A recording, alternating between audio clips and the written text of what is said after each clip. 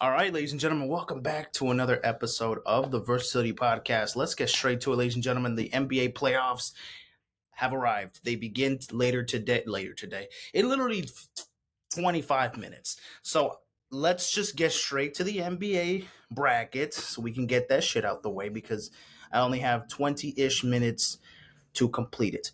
We'll do it on the NBA app, and then we'll do it on the ESPN one real quick. So yeah, bracket. Where can I do the actual the fucking NBA play? Oh shit, where can I actually find it, man? NBA playoffs. Okay, series. No, watch games. Can I play the fucking? Do I have to sign in and shit? I have to sign in, don't I? Okay. We'll just do it on ESPN. We'll just do that shit on ESPN. Because I'm already signed in on ESPN. Okay, there we go. So let's just do this shit real quick. I'll do it on my phone on the NBA app as soon as we get it done. I'm gonna do it both at the same time because we don't have literally almost any time. So let me go on the NBA app real quick. It's gonna be the same picks, obviously, but I like it on the NBA app a little bit more because I could put how many games. But I'll just tell you guys here, so it doesn't matter. What the fuck is it? Playoffs, bracket, pick 'em. There it is, pick 'em. Okay, so here we go. NBA. This is where we're at right now. This is the NBA playoffs, ladies and gentlemen. The Western Conference, the Eastern Conference. As you can see, the Miami Heat won yesterday. They beat the Atlanta Hawks. We could talk about the play-in tournament basically real fast. Yeah. The Hawks, they lost that 7 versus the 8 seed matchup to the Magic. Magic annihilated them. They got the 7 seed. They're going up against the Boston Celtics. The Grizzlies, they lose to the Warriors 121 to 116 in the 7 versus 8 seed game. Obviously, the Warriors, they won, so they get the 7 seed. They're going to go up against the Houston Rockets. On Wednesday, we beat the Bulls. We ended their season. We had to win this game to move on to the Friday game yesterday. We did that. We eliminated the Chicago Bulls, and then the Mavericks. They eliminated the Sacramento Kings season. Put them in their bag. Put them at home, eliminating them to move on to Friday's games. Now, Friday's games, we were able to beat the Atlanta Hawks in overtime. Tyler Hero, phenomenal game. We actually made the fucking playoffs. We'll see what we actually do in the playoffs, but we made it. We're the first 10th seed ever in this play-in tournament for the first time ever to make it to the playoffs. So that's awesome that we broke some record. We're the first team to make some history here. And then the Grizzlies basically annihilated the Dallas Mavericks. AD was all alone. He had no help in this game. AD was going all in. He was balling. He had like 40 plus points. He tweaked his ankle a little bit. He got hurt in that fourth quarter, like in the beginning of the fourth quarter. But it wasn't enough, obviously. The Grizzlies, they get the final and the 8th seed. So obviously the Heat, they got the 8th seed. They'll be going up against the Cleveland Cavaliers. And then the Grizzlies, they got the 8th seed. So they're going up against the OKC Thunder. That's the play-in tournament recap. Let's talk about the bracket now. We are in the playoffs. The first game starts literally in 20 minutes from now. The Bucks versus Pacers. Fuck it, let's talk about the Eastern Conference first. So first we got the Cleveland Cavaliers.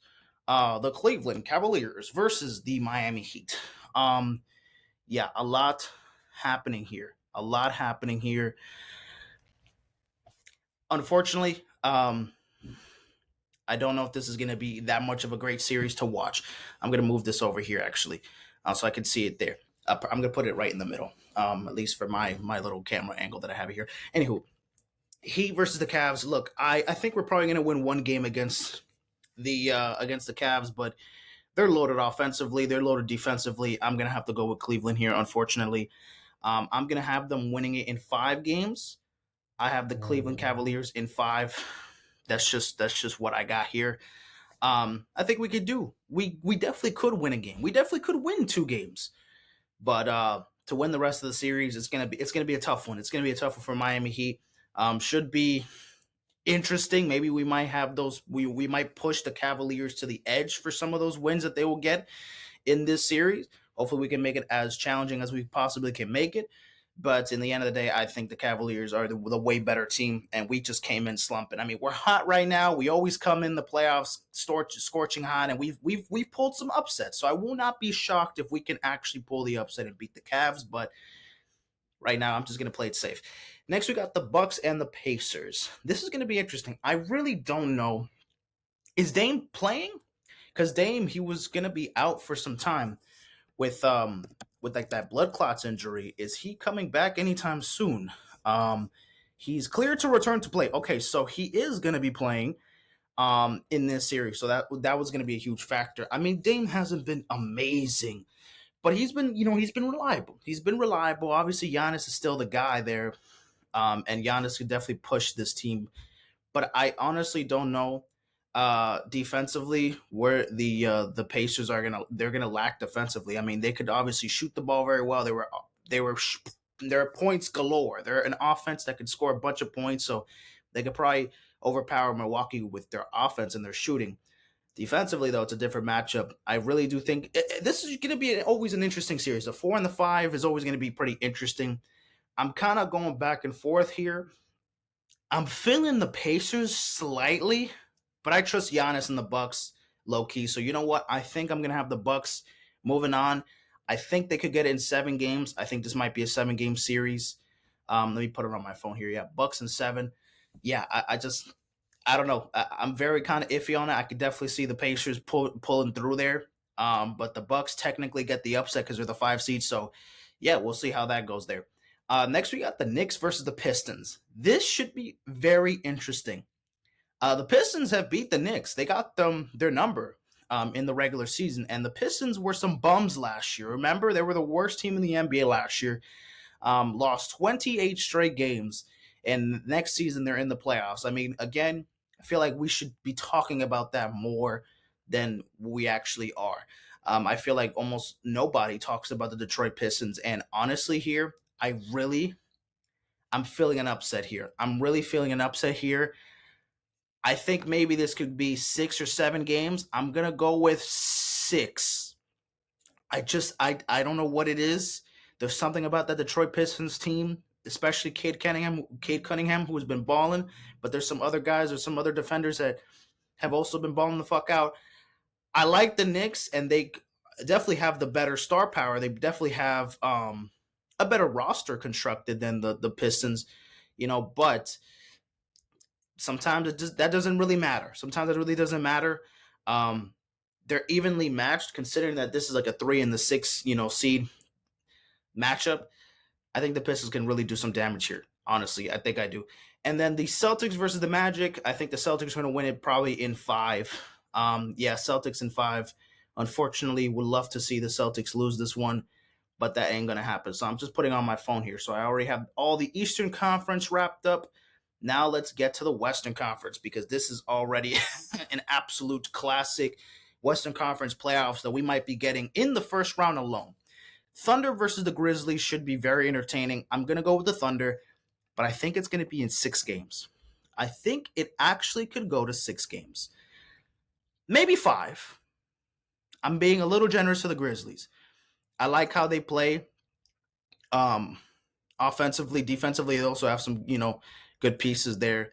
Jaren Jackson Jr. still phenomenal. Ja Morant still playing at an elite level. You just got to stay healthy and stay consistent for sure.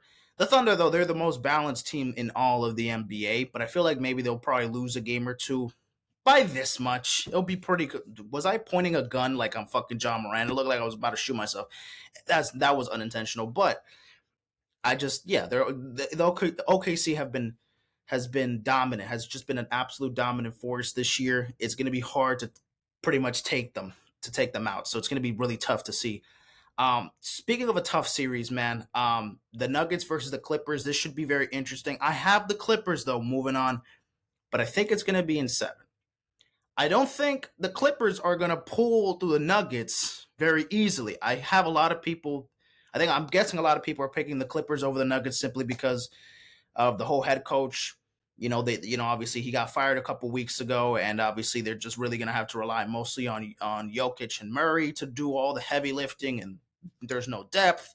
and all that. While the Clippers, they have one of the most balanced teams in the they're one of the most balanced team in the NBA. And Kawhi, I was about to say Paul George, fuck Paul George, Kawhi Leonard, James Harden has been looking like low. Not he hasn't been playing as good as like 2018, 2019, 2017 James Harden, but he's been playing pretty fucking good basketball, and that could keep going, especially pulling up from fucking three, especially playing a little bit better defensively as well. Like it's gonna really take a lot for Jokic and Murray. You know, Jokic is gonna fucking put a 50-point triple double, but will that still be enough? I don't know.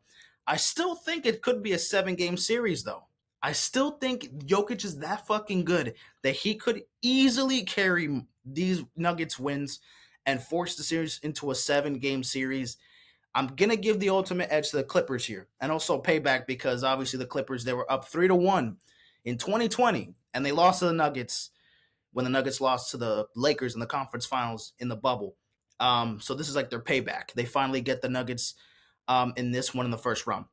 Next, we got probably going to be the most one of them. I really don't know which one's going to be the most entertaining series. I mean, Knicks Pistons is looking nice, Nuggets Clippers, but Lakers Timberwolves. Oh my goodness, this one's going to be an absolute must watch. Every single second of it, every minute of it, every fucking timeout when they're showing commercials, you got to watch it. Lakers and Timberwolves. I feel confident in the Lakers. I feel very confident, especially over the Timberwolves.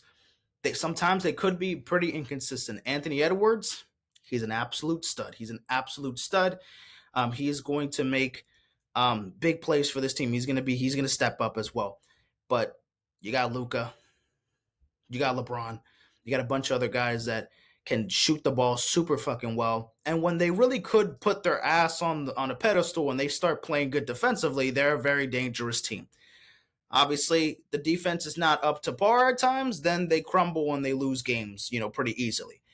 And they got to avoid, costing so many fucking turnovers. Obviously, that applies to any team as well. Obviously, that's never gonna benefit anybody. But I think low key that roster is just built for the postseason. And yeah, I'm gonna have to go with the Lakers, probably in like 6 games. I could say 7, but not every fucking series is going to be a 7-game series. I wish more basketball, 7-game series every series, but that's not the case. I think the Lakers have it in 6. Sorry, Shannon, not Lakers in 5, Lakers in 6. Lakers in 6. Rockets versus the Warriors. I like the Houston Rockets, but their youth is kind of tripping me out, man. I just don't know what to expect from them in the postseason. They're a really good regular season team, but they're not. I just need to see it. I need to see it. They got to prove me wrong. They got to prove me wrong first, but I mean, it's the Golden State fucking Warriors. You really think I'm going to doubt Steph Curry and Draymond? Like, I can't, And of course, if the Lakers and Warriors win the first round, they're going to meet in the conference semis. And LeBron, Steph, Luka in the second round of the playoffs, we might not ever get another Steph Curry versus LeBron in the playoffs after this. So I would want to see it. I would want to see it for sure. The Rockets got to prove themselves, though. They have a huge advantage, obviously, because they're the 2 seed. But again, the Warriors were about to be a playoff team if they didn't lose that last game to the Clippers. So the gap from 2 to 7 isn't huge. The difference is very, very, very small. So I got the Warriors moving on. I think they could probably win it in 6 or 7. Maybe I'll say 6. I'll say Warriors in 6. I think the Rockets can get those 2 games. All right, back to the Eastern Conference. We got the Cavs versus the Bucks. I'm going to go with the Cavs in 6. I just trust them offensively a little bit more. I just don't know what to expect for the Milwaukee Bucks to stay all throughout the playoffs healthy.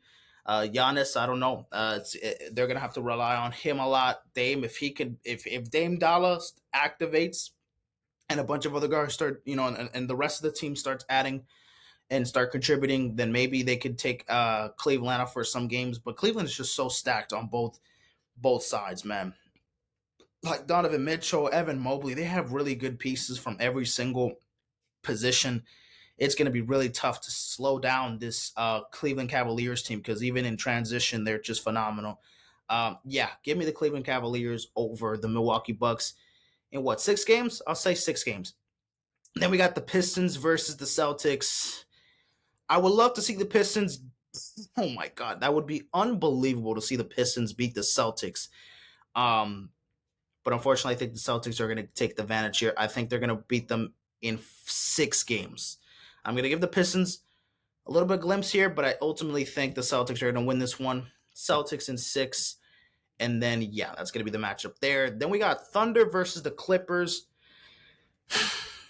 Wow. I'm tempting between the Thunder, but I really could see the Clippers win this shit. I really don't know. But I do think it would be an absolute failure if the Thunder don't make at least the conference finals. I don't want to think negatively on the Thunder. I'm rooting for the Thunder, low key. Look, besides my Miami Heat, obviously, I'm going to be biased towards that team. They're going to be my number one team to win the championship, just from my heart, just being a fan. But obviously, on my bracket, whoever I pick to win the finals is my pick to win it, actually. But there's a couple other teams I'm also rooting for, So we'll see where we can go here. We'll see where we can go from there. I'm gonna go with the Thunder though. Hopefully in 7 games. I think this could be a 7 game series. I'm hoping. Then we got Lakers versus the Warriors. I'm always gonna be Lakers over Warriors, so I'm gonna be rooting for the Lakers and Warriors again. I'm gonna be going Lakers in 6. Lakers in 6. I think it's gonna have to be Steph Curry doing a lot of the heavy lifting. Even though Jimmy Butler has been playing phenomenal, so he could definitely contribute very much. Could be a 7 game series, but I'm gonna have to pick the Lakers to win this one. Then in the Eastern Conference Finals, we got the Celtics, we got the Cavs.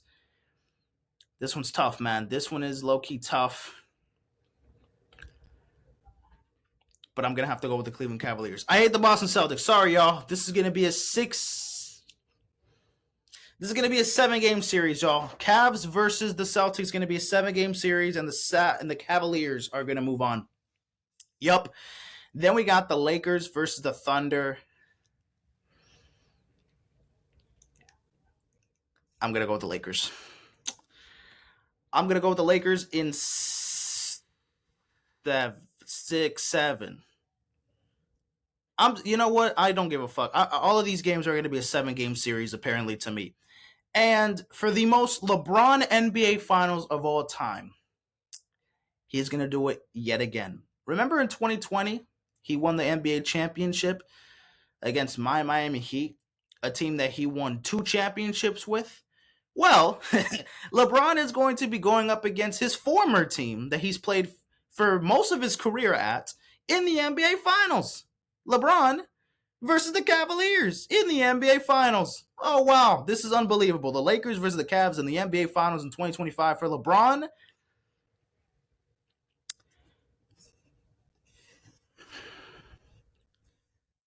To get his 5th ring.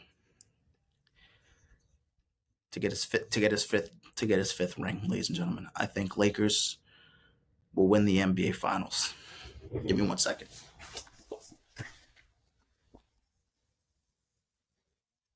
Yep. Look, I'm rooting for the Lakers. LeBron fan here.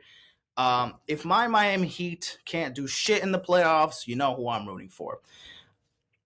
How many points will the Finals MVP score in the 2025 playoffs? Honestly, it could be Luka to win it. I don't know if LeBron is guaranteed to win if they do win the championship. It could be Luka probably putting up. Let's say 360. I don't fucking know. 360. Ladies and gentlemen, there's my bracket. Lakers winning the championship. Look, the Thunder, the Clippers, the Celtics, this is going to be an amazing postseason, but ultimately my second bias came in. My first bias didn't pull through. I didn't pick the Heat to win it all. Okay, I didn't pick the Heat to win it all, but I picked my favorite player to win it all. And Luka to win oh my God. I'm doing this obviously for LeBron to get his 5th championship, but okay. Again? Okay. Okay, bet. Um, for LeBron to get his fifth championship, for Luka, after last year making it to the finals in the West with the Mavericks, the bitch ass organization that traded his ass, he wins a championship the next season. So that Mavericks fans are going to be in suicide watch watching Luka winning a championship with the fucking LA Lakers and LeBron James. I'm sorry, Mavericks fans. I feel bad for y'all. I feel bad for y'all. I really do. The Mavericks have done pain to me because they've caused LeBron some damage. 2011 NBA Finals. Don't talk to me about it. I know they've done nasty work towards me. They've done nasty work, nasty stuff against my team. But yes, we're gonna have to do that. No, wait, hold on. What the fuck? Yes. Okay. Yes, 200 points. Can I not submit that shit?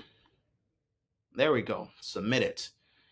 Sorry, y'all. I was submitting it on my phone now. Sign in. Are you serious? Come on, man. Come on. Come on. Um so yeah, I have LeBron winning his fifth championship. Um Luka winning his first championship ever. Luka's gonna be making it to the finals, back to back appearances.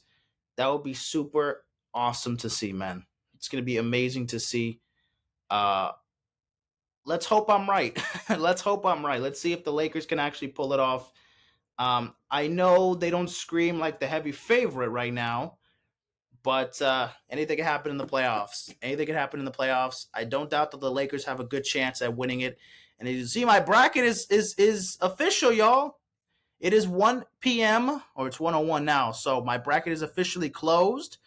I was able to finish it just on time. I was gonna do another bracket, but this is in March Madness, so I don't give a fuck. So we're just gonna keep it the way it is. I'm trying to fucking submit it through the NBA app because it tells me how many games in each series that I had, but some reason it's not letting me fucking finish it. And also, speaking of that, yeah, we got the fucking the first game starting off. Let me go on ESPN real quick. Put Lakers, excuse me, Bucks versus Pacers. So that's the first game of the postseason. I cannot, man. It's awesome. Mid-April, NBA playoffs officially kicking off. Literally in a minute from now. Miami plays tomorrow against Cleveland. So today's games. Let me actually show you guys today's games. Now that you guys know my bracket already. Today's games, we got the Bucks Pacers.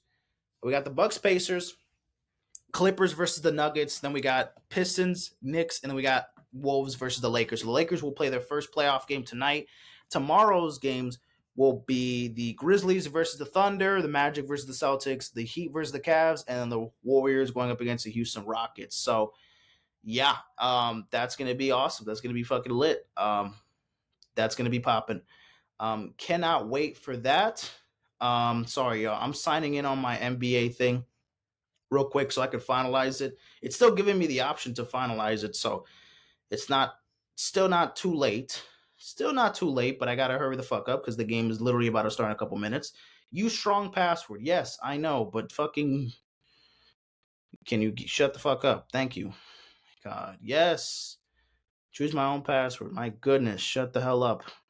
I basically have to create it again. All right. Jader. Cheris. 102803. Come on, hurry the fuck up. Hurry the fuck up. Shut the fuck up. Come on. Why does it not tell me the day? It doesn't tell me the day. Whatever. Whatever. I don't got time for that. Ain't no got time for that. Ain't no got time for that. Ain't no got time for that. Okay. Yes, I agree. Baseball. Oh my god. So fucking picky with this damn thing. Capital letter. 5639. Fuck. 03. Come on. Include a capital letter. Oh my god. Come on, man. It must be only 8. Okay. Okay. Jazer.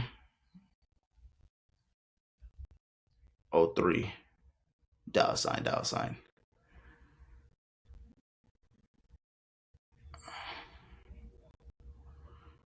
Okay, there we go. There we go. There we go. There we go. Oh my goodness, bro. Oh my goodness. All right. Sorry, y'all. I'm sorry that I'm like fucking. I don't have it saved here on my passwords. I should have it here saved in my passwords here. NBA. Not NBA Live. Not NBA Live. That's not what I'm looking for.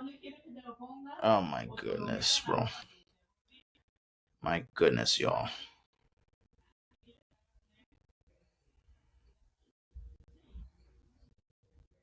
And why is it in Spanish, bro? It's so random. There we go. There we go, ladies and gentlemen. The bracket, what the fuck? The bracket locks in 5 days? Wait, why? Why the fuck is it locked in 5 days? That is so fucking random.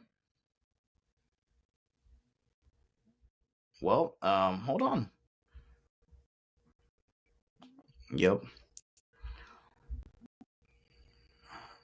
Let me take the screenshot of it. Okay, now that's that. Right? Where let me see the bracket itself on the app though. Where is it? It doesn't tell me though like how many. Yeah, okay, okay. Yeah, yes. Okay. Okay, we're good. Wait, we're good. We're good, y'all. Let me fucking stop. Okay, we're good. How long have we been recording already? 27 minutes already? Shit. Okay. Now let's do the NHL bracket real quick because I don't know nothing about hockey. But let's do the NHL bracket. Fuck it. Let's just do that to get that out the way. I'm just gonna be guessing. You know what I'm saying? I don't know nothing about hockey. So this is, this is just at random. Just to do a bracket, okay? Jets versus the Blues. I'll go for the Jets. The only Jets team that's actually good now. Stars versus the Avalanche. Give me the Stars. The Maple Leafs versus the Senators. Give me the Maple Leafs. Lightning versus the Panthers. Give me the Panthers. Wild versus the Golden Knights. Give me the Golden Knights. Kings versus the Oilers. Give me the Kings. Capitals, Canadians. Give me the Capitals. Devils, Hurricanes. Give me the Devils. Um, give me the I don't know, the Golden Knights. Give me the Capitals. Give me the fucking Stars. No, the Jets, excuse me. The Maple Leafs. The Jets. The Maple Leafs. Actually, the Capitals. Capitals. They win it because Alex Ovechkin has that many fucking goals. I don't think they're actually going to score 186 goals, but boom, there. Capitals winning it because I said so. Because I am a genius. I am an absolute genius in the sport of hockey. I know what I'm talking about, okay? I know what I'm talking about. I know what the fuck I'm talking about. Okay. That is that, ladies and gentlemen, for the NHL and the NBA playoffs and the play-in tournament. Now let's talk about the Champions League real quick. The leg 2 of the last 2 games matchups. Madrid failed to convert, ladies and gentlemen. Madrid lost 2-1 in leg 2 of aggregate. They lost 5-1. So yes, they are not moving on to the semis. While Arsenal obviously moves on to the semifinals. And then Bayern Munich and Inter Milan, they tied 2-2, but then obviously Inter Milan moves on in aggregate. So the semifinals will be Arsenal versus PSG, Barcelona versus Inter. I got PSG versus Barcelona in the championship, and then I have PSG winning it all. That's probably what I got. PSG versus Barcelona, and then I got PSG winning it all. Why do I have PSG winning it? Because I went to their stadium. That's literally why. And I don't like Barcelona. I'm not rooting for the app. Arsenal though, I don't mind Arsenal. That's a new team. Isn't that like that's I think KSI's favorite team. So if Arsenal wins it, I can't complain too much about that one. And Inter, I don't really know much about Inter, but sure, yeah. Give me PSG. Give me PSG. Just why not? And that was that for sports today. Literally, that's all for sports today. There's baseball now, but the game have there's been a game that started? Oh yeah, the Marlins Phillies game just started. Standings not much. Nothing has really changed here. I mean, these are the standings real quick. I'm not really gonna go over it too much. You could take a look at it though. The Phillies are now in second place. Shit, we're in second place right now. We got to get back at number one in the NL East. Dodgers are now a half game behind the Padres. Okay, like climbing back, slowly. You know, Yankees up. While the Blue Jays are not that bad, 12-8. They're doing better than the Red Sox right now. Marlins Phillies playing right now. The Royals Tigers game is about to start in a minute from now. The Bucks Pacers game still hasn't started, bro. Man, they're fucking always like 10, 15 minutes delay. Can the shit start already? Can the shit start already? Oh, wait, hold on.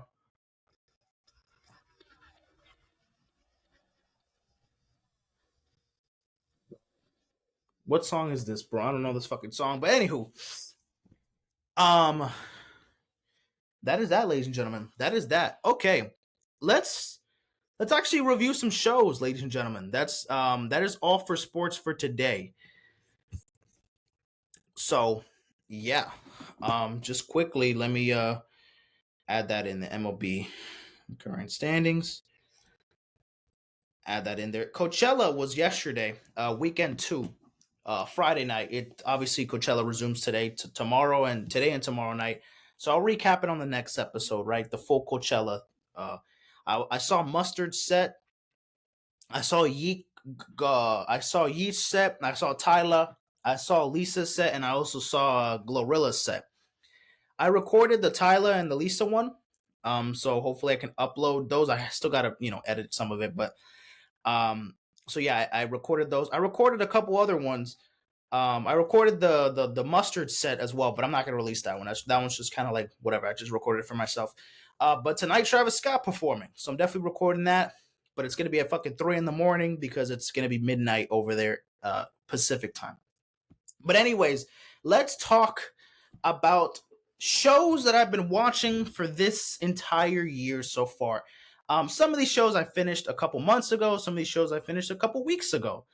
Let's talk about one random show that I just saw here. The first one I can see, The Fall of Diddy. The Fall of Diddy, ladies and gentlemen. This was a show that, as you can see, was a very interesting show talking about the downfall of Diddy. Pretty self-explanatory, right? The fall of Diddy. The once a very successful mogul in the music industry, in entertainment industry, part of one of the biggest parts, one of the biggest, one of the faces of black culture in the 90s and the 2000s, 2010s, obviously was a respectful producer, a director, mogul, all that shit. A great businessman. He was a part of everything of his business, and he, started from the way up and, built a huge and successful rap career out of it, and then, put on a bunch of different artists. And, Diddy did all of this great shit for his career. And, it's like, well, it's awesome. He was able to build through all this, and that's all in the fucking dumps because of the way that he is as a person. And I don't really have to explain much. If you haven't seen it, expect some wild shit. Diddy doing Diddy stuff. I think the whole fucking world knows what this man has done already, and unfortunately, we don't know what he's done.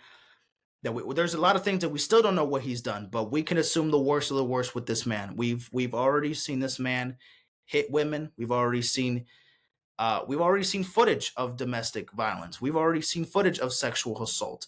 We have heard so many rape accusations and allegations. We've heard the freak off parties. We've heard murder charges. We've heard, all he's dabbled in all of the worst kinds of crime there is on planet Earth.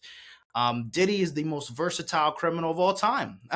He is one of the greatest actual living human pieces of shit on planet Earth. Diddy is one of the greatest supervillains on planet Earth because this man has dabbed in almost every fucking crime you can think of. Literally. Literally. I could imagine you, even if we don't have any confirmation just yet, I think it's fair to assume that this man has been involved in all of the serious and maybe not so serious crimes that you can think of. He's definitely been involved in burglary, in kidnapping, in rape, in domestic violence, in murder. He's been in everything. In everything. This is the greatest criminal of all time. And finally now, in his mid 50s, he's serving the fucking sentence of his life, hopefully. Obviously the trial begins next month, I believe, so we'll get more questions out of it. We'll get more stuff coming out. There's still so much shit that we don't know about what Diddy did. But in the show, they just refer to that situation at that basketball game in like the 90s where there was a bunch of celebrities that popped off, and then there was like an escapade of people trying to get out of the arena, and then some of the people fainted, some people passed away there. That whole concoction, that was like a situation where Diddy was at fault for that, or at least was in blame for that. They also brought up the Biggie, murder, and of course he had to do something with it. They had a woman who was unfortunately raped from Diddy that spoke out, very emotional stuff, very heavy stuff. Yeah, this man's an absolute piece of shit. He is an absolute psychopath. I know the memes. I could embrace the memes because the memes make fun out of something so fucking serious, and dark humor. It's something that I enjoy to a good extent. I think there's definitely dark humor that kind of takes it too far, but for sure, for the most part, the Diddy memes. I look, for me, shit is funny. I can't even lie. But if we're being serious here and we're not fucking around here, I mean, this man couldn't be the most biggest piece of shit ever. He had all the power in the world, and he decided to make himself big, but bigger than others, putting himself on a pedestal, thinking that having all the power in the world was going to grant him everything. And he did. For the he did have all this power, so he did get away with doing all the heinous and all the fucked up shit that he was able to do for so long. It's insane. He's been doing this he's been doing criminal shit since his college days. This man has been doing unbelievable, unspeakable things for so long now. And finally, just within the last couple years, we've been seeing like the truth of who he is as a person and all the things that he's done. Who knows where Diddy is doing right now? He's locked up. I don't know if he's getting butt booty naked in there and getting his booty hole blasted. BHB, booty hole blast. I don't know if he's getting his BHB there, but he's I am hoping that this will finalize everything, that this man's career is 1,000,000% fucking over, and his life hopefully is over pretty soon. So yeah, suffer. He spent half of his whole fucking life living his best life, so let's see where the rest can take him.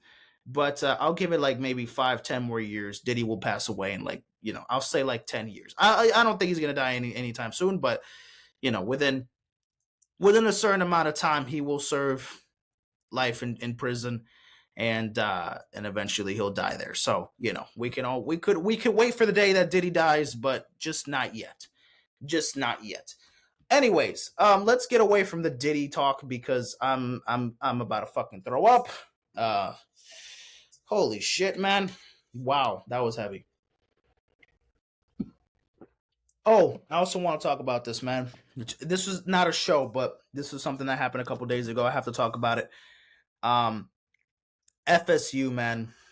Unfortunately, there was a school shooting at Florida State University on Thursday, and yeah, what do I have to say, ladies and gentlemen? What an absolute fucking unbelievable act of violence yet again. For no reason, for no reason, for zero fucking reason. You know why? This shit is just gonna happen for how long? How many more shootings are we gonna have? We are so numb to it. We are so acostumbrado. We're just so used to this bullshit, man. That when are we gonna take responsibility? When is something gonna happen? When are people gonna realize that? I know that weapons aren't necessarily all the blame that we can put in this situation, because I know that not everyone that owns a fucking gun, is someone that is irresponsible with it. But I feel like we have to be more strict at just giving people guns. And of course, this is probably some dude from the campus, a student, an alumni from FSU. We know that he's fucking white and he looks like a school shooter. I mean, look at this fucking dude. And like, man, you look at him and you like, looks can be deceiving. No, it's not. Look at this motherfucker, dude. My God, man. And like, look, I'm not trying to be an asshole. I mean, I'm being an asshole now because we know that he was the guy, he was the suspect. But like, you look at him and it's just fucking hard, man, like, fuck. Big ass head, big ass forehead, because all the fucked up shit that he has in his fucking mind, including doing this, man. Like, damn. It was unfortunate, very unfortunate, man. Rest in peace to the so yeah, it was estimated that two people were murdered and six were injured. And the suspect is currently in custody right now. Yeah, he's 20 years old. His name is Phoenix Eichner, a student who was the son of a deputy, the son of a fucking police officer. Unfucking believable. Unfucking believable. Um, Ridiculous. Yeah. It's honestly, it's sickening. It's so sickening, bro. It is so fucking sickening. It's ridiculous, man. Holy shit. Holy fucking shit, man. Prayers to everybody who went through this traumatic experience Thursday. Um, yeah, man, these are just students there, just devastated and just, this is absolutely insane. What the fuck is? There's no way. Look how this fucking look how this shit just goes up and up. How is it that in 6 years we went from having 272 mass shootings to 610, and then we're now reaching in the 700s. We already have 502 this year. Oh no, never mind. That was last year. How many do we have this year? Way more than we should have, though. Way more than we should have. Unfucking believable, man. This is ridiculous, man. This is fucking insane. Holy shit, man. I'm so sick and tired of this. And another thing that really pissed me off was, I mean, I saw this on TikTok, but I had to find the footage of it like literally last night because people were talking about it. I was like, where the fuck is this footage? And it took me a little while to find it, but eventually I found it. There was this bitch ass fucking girl who, I'm not gonna show the video because most of it's already censored, but yeah. Um, I'm not gonna click on it, but SoundCloud, what the fuck? Stream full, what the fuck? Okay, this is video of a girl, a student from the campus. She's walking around with her Starbucks, and she just walks by a dead body, which obviously that's what's censored there. A dead body, or maybe not necessarily a dead body. Let's just say if she's not dead, she's clearly injured, she's hiding, she's whatever. I mean, they censored her, so I'm assuming she's dead. Or I'm assuming she got hurt and she's on the ground begging for help. but obviously doesn't want to, doesn't want to make a scene or anything. And she is just walking right past it, taking a sip of her fucking coffee, like nothing is going on. Like there isn't some random psychopath trying to kill as many fucking people as he can get. Like nothing's ever happened. God fucking bless this woman so much. What is she? Is this woman safe? Is this woman that was just walking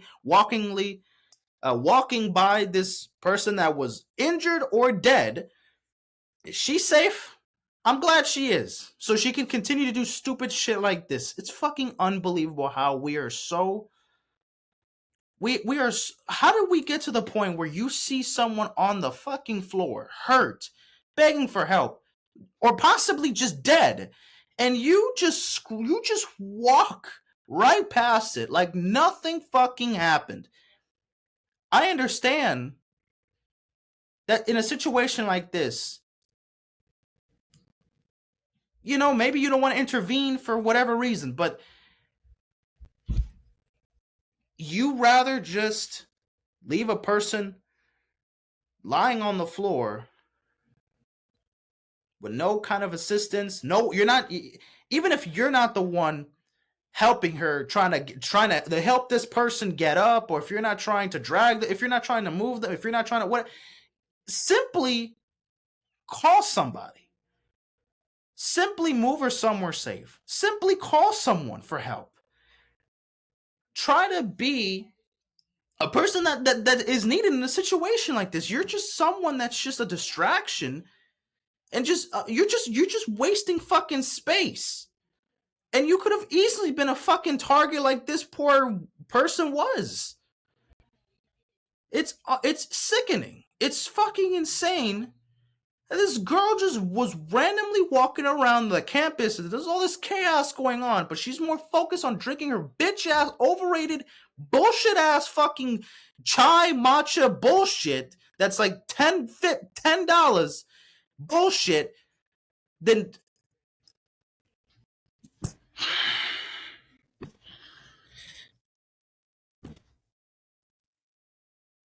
I'm getting a headache. I'm getting a headache. Let me relax. I'm getting a headache. Rest in peace, man, to those two victims. Rest in peace to those two victims that passed, man, and obviously condolences to their families and the people who got hurt. Very unfortunate situation, man. Unfortunate situation. I hope this person is a piece of shit for the rest of their life. I hope something really bad happens to them. You're a piece of shit. Fuck you. Fuck you. This fucking woman deserves the worst kind. I hope that something so fucking terrible happens. I don't want her to get murdered or anything, but I don't wish death upon her, but I wish she has the worst fucking life ever. I hope that Starbucks never fucking gives her a drink ever again. I hope that she gets fired from her fucking job. I hope that her fucking car breaks down. I hope that she loses her fucking job.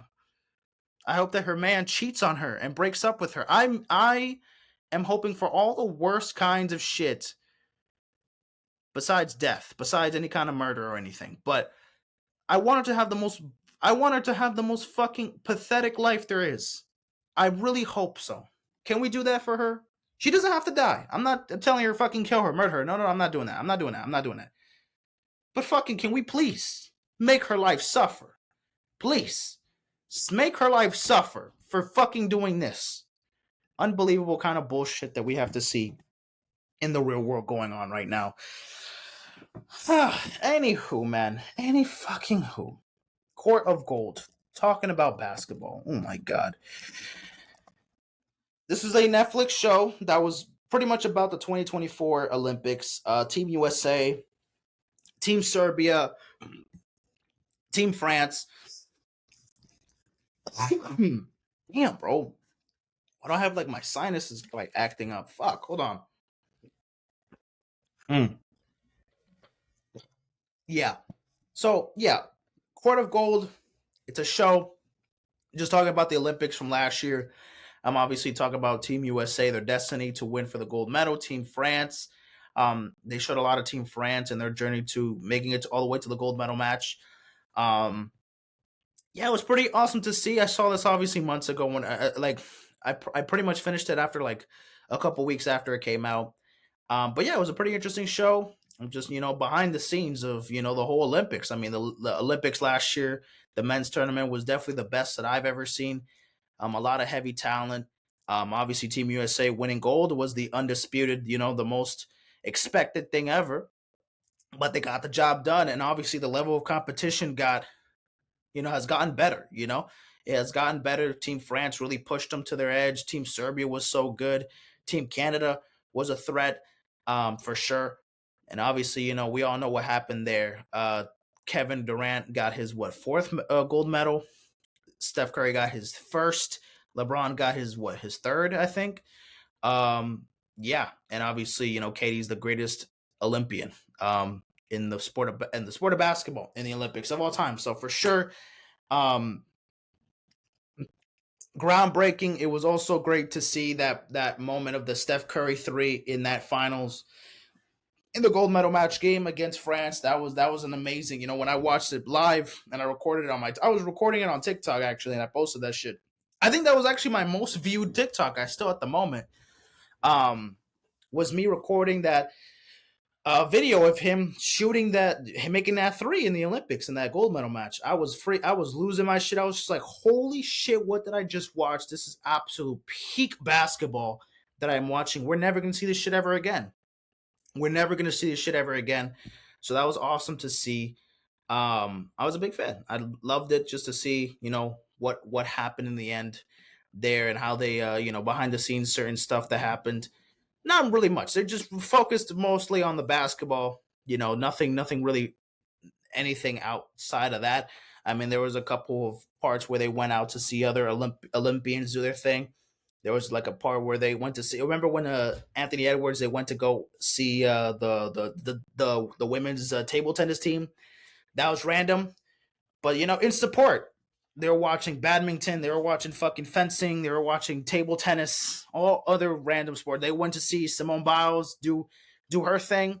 So yeah, showing support to other athletes in other sports as well during that time in the Olympics as well. But that was that quarter gold. It was a pretty good show, you know what I'm saying? Reliving the 2024 Olympics. Fire, fire, fire. If you haven't watched it, go watch it, motherfucker. What are you doing? What are you doing? Anywho, let's talk about another show. What was this one? Uh, it could have been love. it could have.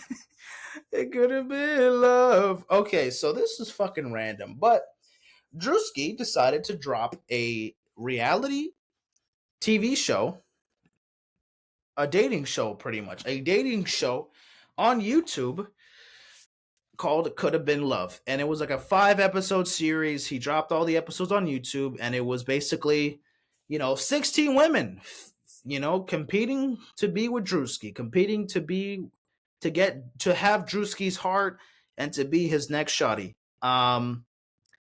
Yeah. Funny as hell, man. A lot of fucking hilarious moments. This man bringing in a collective of women. I mean, he's bringing he's bringing studs. He's bringing the ghetto girls. He's bringing the white hoes. He's bringing the snow bunnies, even though there's kind of a difference there, but not really. He's bringing some Asian persuasion there. You know what I'm saying? He's bringing a Hispanic baddies in there. So mixing it up a little bit there. But ultimately, spoiler alert, she ended up, winning the whole thing. She ended up, So yeah, Bambi. What's her name? Bambi. Yes, she ended up taking the cake. She ended up being the one who won season 1. But the contestant that I really was fucking with the most, low key, that didn't win it was what was her name? Switcheroo. This was her Switcheroo. Wait, they made a tier list? There's a tier list of like the characters on the. Oh my! You know what? This is kind of fire. Hold on, they actually made a tier list of all the girls. So these are all the girls that you know what? Fuck it. I forgot some of their names, but yes, these were all the contestants from the show. But my pick for me, I thought Switcheroo was definitely one of my top picks. She's probably the baddest out of them all. Where was White Chocolate? This is White Chocolate. White Chocolate. Got a dump truck. There was a couple other ones that were, standouts for sure. She was like the like the midget, the little person of the group. Um, she was like she was the one that ultimately won it, but she was super entertaining. But she's just so loud, extra dramatic as fuck, you know.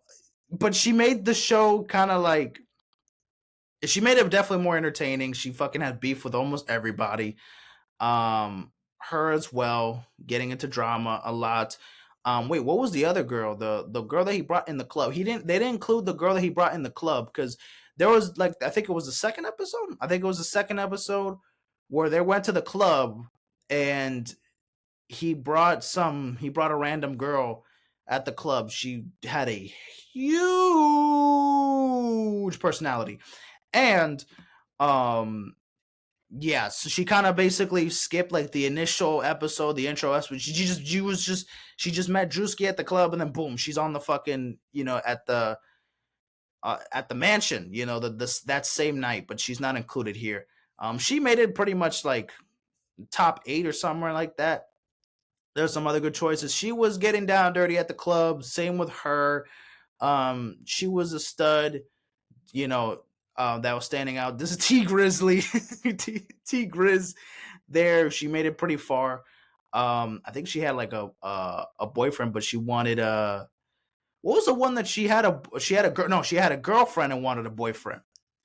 But then there was another one who had a boyfriend, but then wanted Drewski. It was like that, and then Bambi actually had a boyfriend, but then once she won the whole thing, and she obviously now she won Drewski over, she broke up with her man and was like, well, yep, yeah, Drewski's my man now, so we're gonna have to end this. Thank you, bye. Pretty chaotic, but I mean, hey, don't hate the player, hate the game. She was eliminated. I think she was the first one eliminated. Yeah, no, didn't like her from the jump, so fuck that. Daddy Yankee. um, there was some boring contestants. I'm not gonna lie. Some of them just didn't really give me much. Age of Persuasion, one of the low key finest ones, but her voice kind of throws me off. Where's the other? I feel like I'm missing. Besides the girl from the club, is that everybody? Wait, there's 3, 6, 9, 12, 13, 14, 15, 16, 17. Who is this? Oh, this is the girl that wanted to be a rapper, right? This is the girl that wanted to be like a rapper, and she wanted to get signed by Drewski because Drewski has like a record label there. So, but no, she wasn't interested in none of that shit. It was an interesting show. It was entertaining. 5 episodes. It was funny. They fucking did some random shit. They went to the club. They had a fun time. They did like this fucking like there was like a scene where they did like yoga. They were doing like yoga and they were like doing some stretches and all that shit. Some of them were taking it seriously, some of them were just fucking around and twerking or whatever.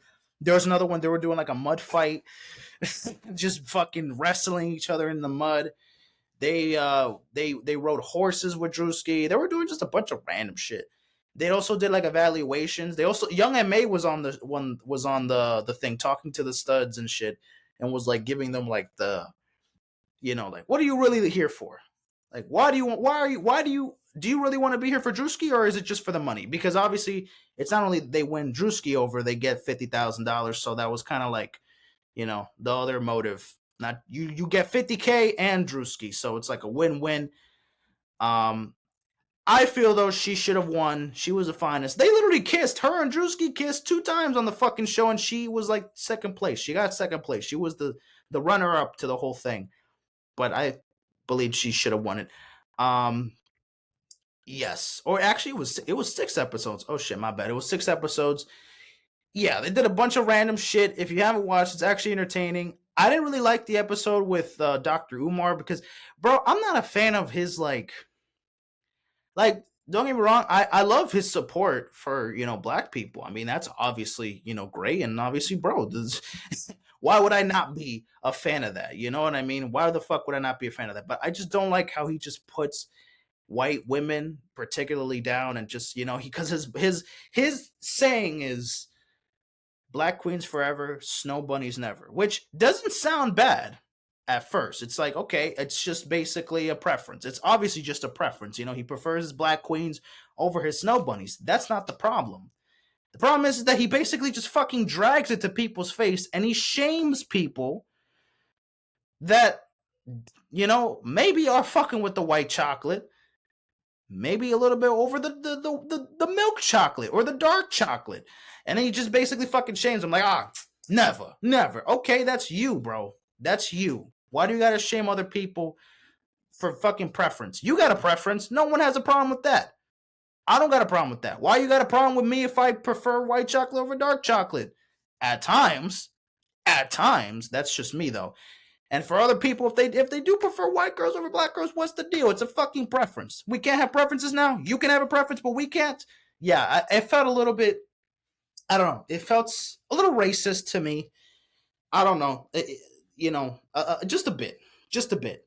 So I didn't really like that because obviously he was going to be biased towards all the black queens. Again, fair enough. But then not give I feel like they should have got someone who was unbiased. Because clearly this motherfucker is the most biased person you can ask. If you're gonna present a white woman in front of him, he's gonna be shaming them and be like, Drewski, come here. You see, the snow bunny is gonna take advantage of you, and she is gonna take all your money. She is not here for love. He's gonna encourage him to fucking stare away from the white women. But here comes a black queen, and he's like, that's your wife, Drewski. Don't fuck it up. Don't fuck it up. Let's just not make this a fucking color thing. If she's a good person and whoever she is, if she's yellow, if she's fucking neon green, but she's fire as shit, if she's cool as shit, then who gives a fuck? Y'all scared of colors, man.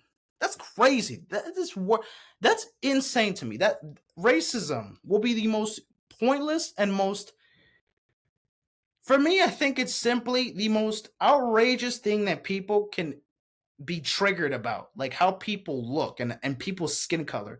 I don't give a fuck if people were born orange. Like, I know I'm trying to sound like a fucking like, oh, I'm not right. Like, I sound like I'm forcing it a little bit, but truly, I'm being so dead ass. Why is that a fucking like? How did this become when did this fucking become a problem? Why for so long? We're dating back to such a fucking long time ago, 5 million quadrillion years. Why does this piss people off? Why does people's appearance piss people off? That's insane to me. I will never fucking understand that. It's what you bring and how you act as a person that should that should engage with people or just disengage with people. Like, I don't give a fuck what you look like, bro. I mean, who gives a fuck about that, dog? You don't have no control over that. Your parents don't have no control over that. They're just born the way they're just way they're born they are. That's it. Like, I don't know. I'm going on a little fucking tangent here. My bad. Sorry. I'm clearly going on a bunch of random fucking tangents I don't have to be going on, but here we go. Shout out to Drewski. Shout out to Young and May. Caleb Presley, because he was like the host and he eliminated all the girls as well. So shout out to Drewski. This was actually entertaining and fun. I was like, I don't know if I was questioning to watch it. I was kind of like, should I watch this shit or not? And well, I ultimately did, and it was actually worth it. So fuck it. Ballin' on Rookie. I saw this, and I just don't know if it's true or not, but it appears that White Chicks 2 might be in the works. Marlon Wade says that it's time for White Chicks 2. Again, this was a headline from a couple months ago. So yes, very, very early. Oh, I'm so early to this, but either or. It is a possibility that we could be getting a White Chicks 2 in 2025, maybe next year. I'm saying next year if we do actually get it. I'm definitely saying next year. Wait, let me see. He's saying.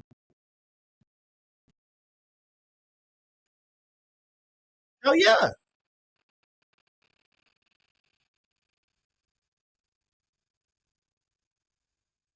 dude, bro.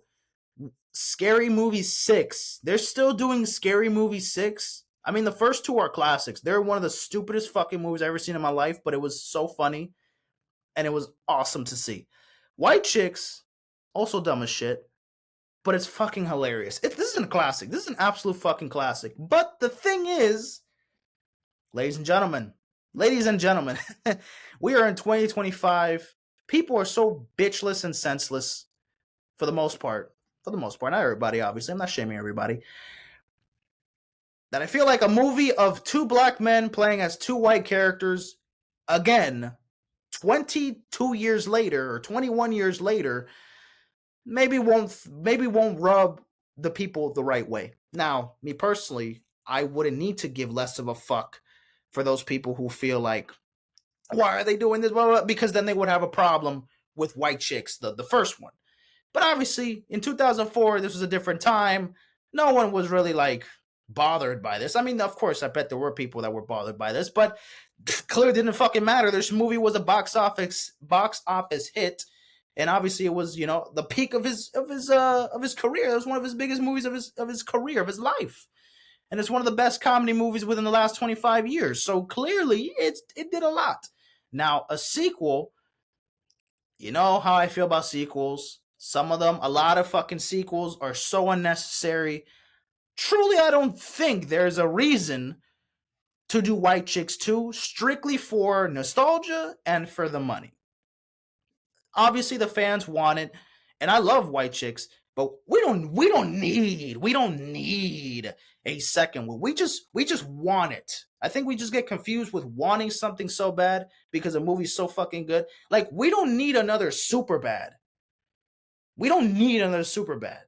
But I fucking love that movie. And again, I won't be mad if there's a Superbad 2, just like I won't be mad if we ultimately do get a White Chicks 2, but it's just, is there a need for it?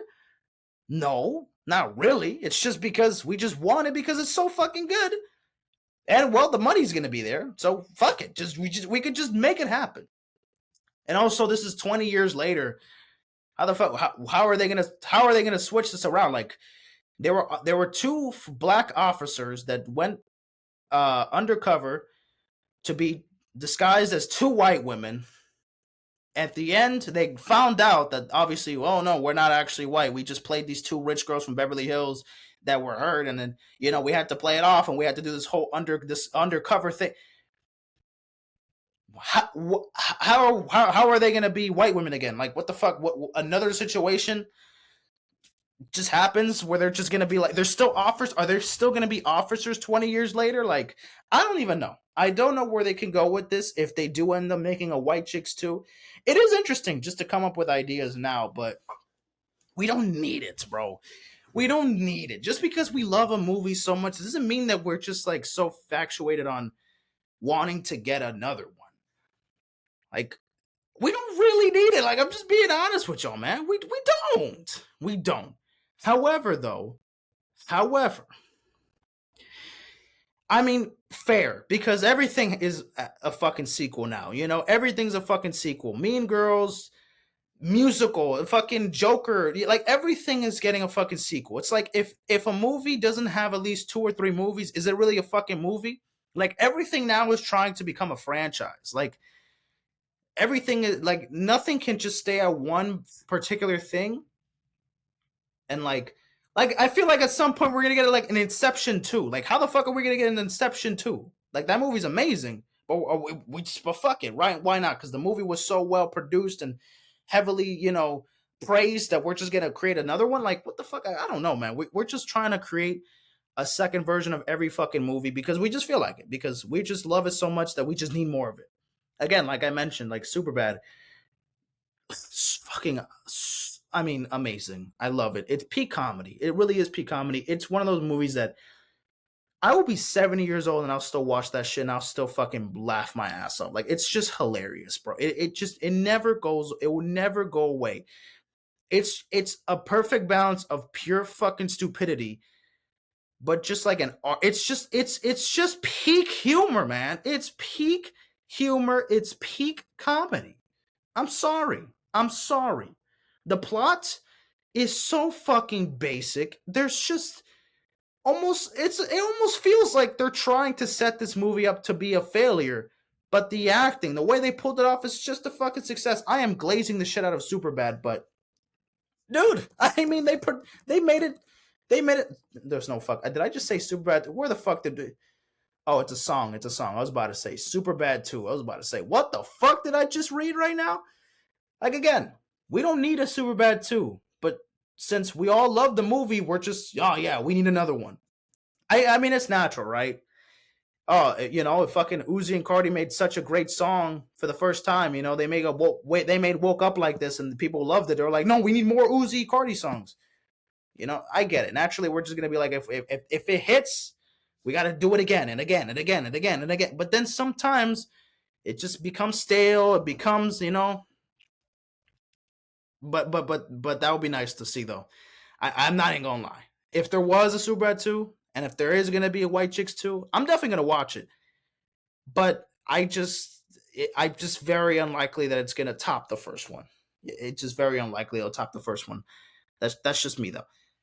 Anywho, um, other shows to talk about. What's the other? Popstar Academy. Popstar Academy. KATSEYE. Or yeah, KATSEYE. So this is a show. Where am I at right now? An hour and 10 already. Damn. Sorry, 150. But this is a show basically showing the behind the scenes of how they created KATSEYE. So this is a new group. Are they K-pop? I don't even know if they're K-pop or not. They're not. They're a girl group, but they're a pop group. Their aesthetic is K-pop because of the way they like the training and like the academy, like the way that they were trainees and they study and they do the routine is very K-pop stardom ish. Especially it's like a competition. They started with like 15, 16 girls, I think, and obviously they had to narrow it down to 6, and ultimately, these were the 6 that were selected, and then became KATSEYE. But it's just like a preview behind the scenes. All the girls that obviously didn't make it, you got to see their stories, them performing, them showing their talents vocally, vocally, or with their dance ability. And yeah, you just get to see a little bit of behind them and everybody else who competed in the competition. For sure, there was a lot of shit kind of going on because obviously you kind of get to see more of like, well, I mean, these fucking girls are working hard as shit. I mean, they'd be doing this, what, 8, 10, 9 hours of fucking 10 hours, 12 hours a day doing this shit, And then they go home and the next day they do it again. This is an everyday thing. Just training for like a year and a half until they get to the I forgot what it is, but eventually they move up. They pick like the top 10 and they go to like Korea and they do more assignments there. They do more performances there. They start doing like their own choreography to their own songs. They start recording. They started recording their own songs and they started doing like their own covers to other songs and doing videos and performances, all that shit. Yeah, just watch the show. It's pretty engaging, pretty entertaining. Obviously, I already watched the show knowing who were the contestants, so it was kind of like it defeated the purpose. But I just wanted to see. I mean, hey, how the fuck did these girls get into this group anyways? I want to see how they got there. I know who made it. First episode, I already know who's in it and who's not going to make it. And also let me see the girls. The girls that didn't make it? Why did they not make it? So I was still kind of curious to see, even though I was already spoiled because, yeah, I already knew. And then Manon, the girl right here in the center, definitely was like kind of a surprise because she just came in the show like mid-show, like just in the middle of the season, and just like it just felt like she was like a wild card to make it here in the end. But she obviously shined bright, and she pulled it through. And I mean, obviously she made the group, so it was a success. It was an absolute success for sure. And yeah, shout out to all these girls because they're killing it now. Obviously, they dropped their EP last year, late last year. So they're just enjoying it. They're just enjoying it right now. I don't know if they're cooking up anything new. I don't know if they're doing anything right now to catch things up, but yeah, uh, engaging. Facing backlash after lying to contestants. Oh yeah, there was a little incident where it felt like the label was definitely pushing them. Um, and they lied to the girls for the reasons that they were training for. They didn't tell them that they were doing like this was for a competition and this was to make it to a group. They just thought it was just like training uh to become a pop star. It was just like, okay, we're just here to train for that. But then eventually they didn't know it was a competition, and then they narrowed it down to blah blah blah. Yeah, it was a bunch of whole things here. Um, yeah, I'm not reading all that. Um, yeah, yeah, I'm not reading all that. I'm not reading all that. But yes, people's opinions conflicted. But if you want to watch it, go watch it. If you want to see behind the scenes of like how a K-pop group or just a group in general just aligns, form, the ups and downs, obviously, because there's a lot of ups, but obviously there's downs. There's times where they're fucking exhausted. There's times where, they get hurt and they're not able to perform, they're not able to sing. Obviously, there's times where they're getting criticized heavily and they start breaking down and they're like, you got to take the heat. If you can't take the heat, get the fuck out the kitchen. You know what I mean? Like, you got to hear the criticism, you got to hear the good, you got to hear the bad. They got to be tough on you. They can't just be like babying you all the fucking time. This is real life. So they obviously kind of set them up for success there. Even though at some points you could kind of maybe suggest that they shouldn't have done this. You should. It's all opinions. It's all opinions here. But I'm just saying that could have been what that was there. Next we got another show. What was the other show? Running Point. Running Point. Running Point. This is the most recent show that I just finished. This was on Netflix. This was a show about a woman, a businesswoman. Basically, this is kind of like inspired by Jenny Buss, the one of the owners of the Lakers.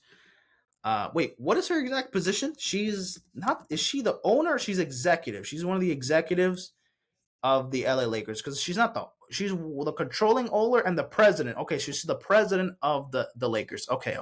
She because it's basically inspired by her role in the Lakers, obviously played by Kate Hudson, and yeah, I mean the Waves, a fictional basketball group that had a lot of success in the past. Why am I keep going back? A lot of success that they had in the past, winning championships, becoming the Lakers, essentially a fictional Lakers team based in LA.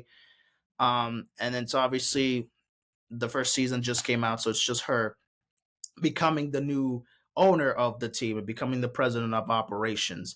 And she was given that opportunity because her older brother turned down because he had to go to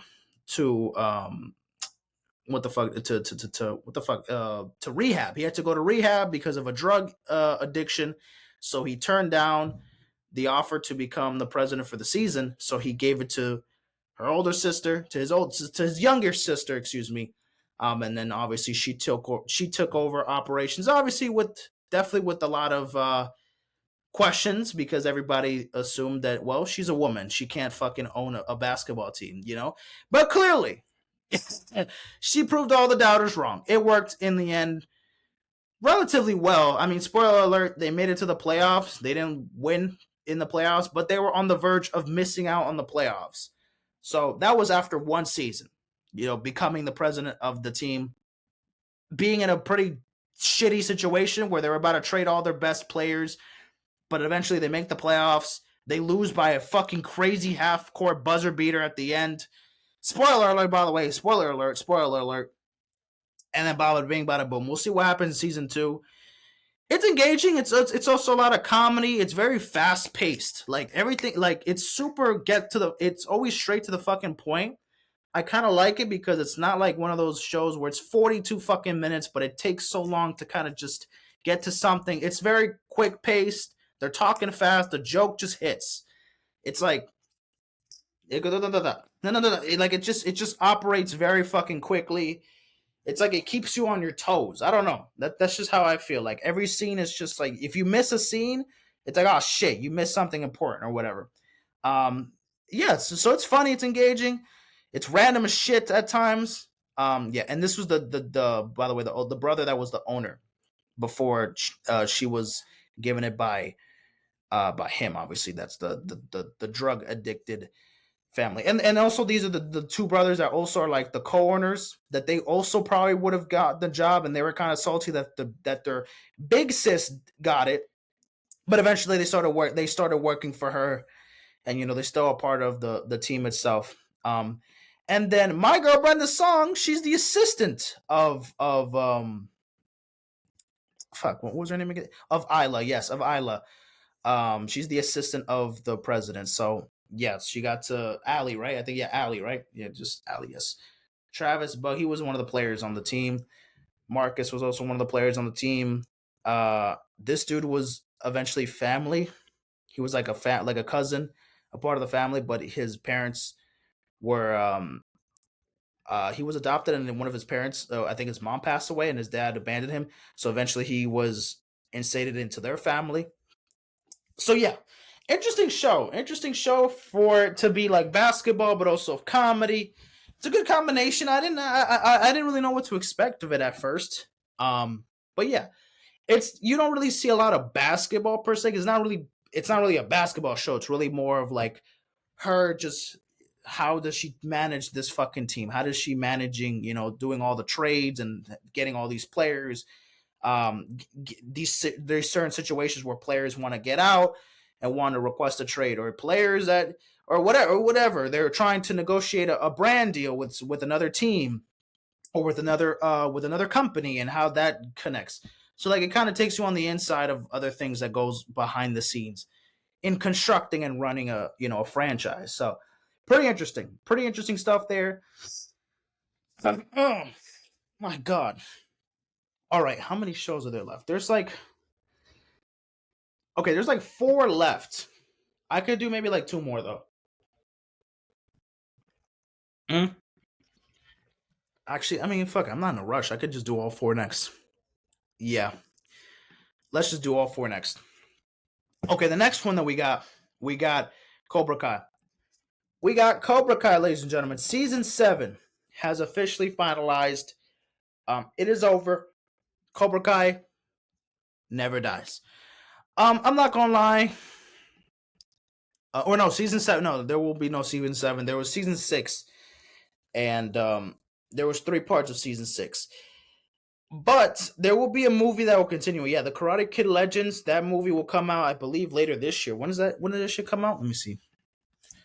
Karate Kid Legends. That shit coming out when? December?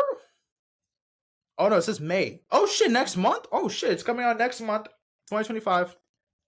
Jackie Chan is gonna be on it as well. Ralph Macchio as well. The dude that plays Daniel LaRusso is gonna be on it as well. So gonna be pretty interesting to see where this takes us.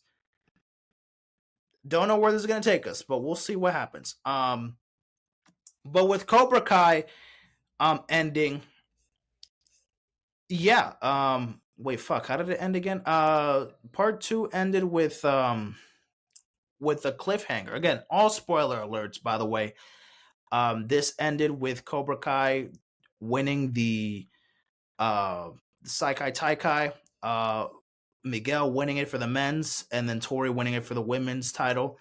And then eventually taking down the bad guys. I mean, it was John Kreese and Terry Silver. They both died at the end. They were in a boat. Boom, boom, kaboom, explosion, explosion, explosion. People died, blah, blah, blah, blah. But season 2, or excuse me, not season 2, part 2 of season 6, it ended on a cliffhanger before we got to part 3 of season 6.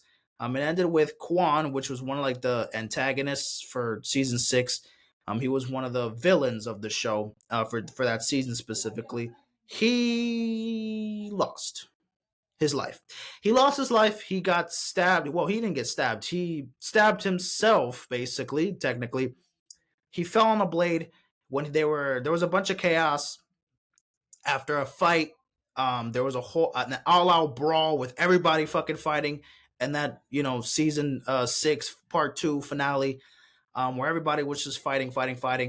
John Kreese had a blade in his pocket, had dropped it because he fought somebody, and then eventually Quan got stabbed by it. Got stabbed by it on his own, and he died. Didn't think he actually was gonna die because no one actually died like on the show prior to Quan. But then eventually they kind of just went through with it, and then yeah, he died. So it was kind of like, oh wow, damn, he didn't. He just fucking died. Like, oh, I mean, he wasn't really gonna be that much of importance. He was gonna be a fucking villain. He was gonna stay as a villain. Like, it was what it was. But yeah, um, let's talk about like each character though, because like kind of forgot exactly how it went with Daniel. With Daniel, he just simply still glazing Mr. Miyagi, sucking his cock, still sucking Mr. Miyagi's dick, in 5 different fucking circular ways. But still taking care of his kids, still training Sammy and fucking and Robbie. So or not Robbie, and his fucking son. I forgot his fucking son's name. The fat boy Russo, whatever the fuck. Johnny, the legend, my favorite character. He's killing that shit. He recently just has a baby with Miguel's mother, as you can see. And as you can see where. But anywho, yes, he's now a father again with and with Miguel and Robbie now becoming brothers of the newborn baby that Johnny and Carmen gave. Robbie is gonna do like some. He got offered by like this company to do promotions and like to do sponsorships with them. Him and Tori, they both offered the same thing, so they're gonna be working on that. Sholo is gonna be at studying at a university. Eli is going to college as well somewhere. I forgot what it was. His MIT bro Dimitri is also going there, but they kind of separate different ways. Mary also going to Stanford, I believe. She's the mom. Daniel died. College. Anthony, yes. What the fuck? He looks so goddamn. He looks, bro. This was like 700 years ago. Yes. He's still a kid learning karate. Uh, married and have another child. Dead. Still doing their thing, and then everybody else is kind of fucking irrelevant. Everyone else is just watch the show, y'all. Watch the show. Everybody, who is this? Oh, this is the fucking what's her name? Zara. Yeah, this is the baddie, the Spanish Batty, who was one of the villains of season 6. She was the fucking influencer fighter that kicked people's ass. Where's Axel? Where the fuck is Axel? I don't see that motherfucker. Where's that motherfucker? Hold on, Axel. He was also like an antagonist for season. There it is, Patrick Lewis. Yeah, he was antagonist for season 6, but like he was definitely forced by his coach. Which where the fuck is the coach?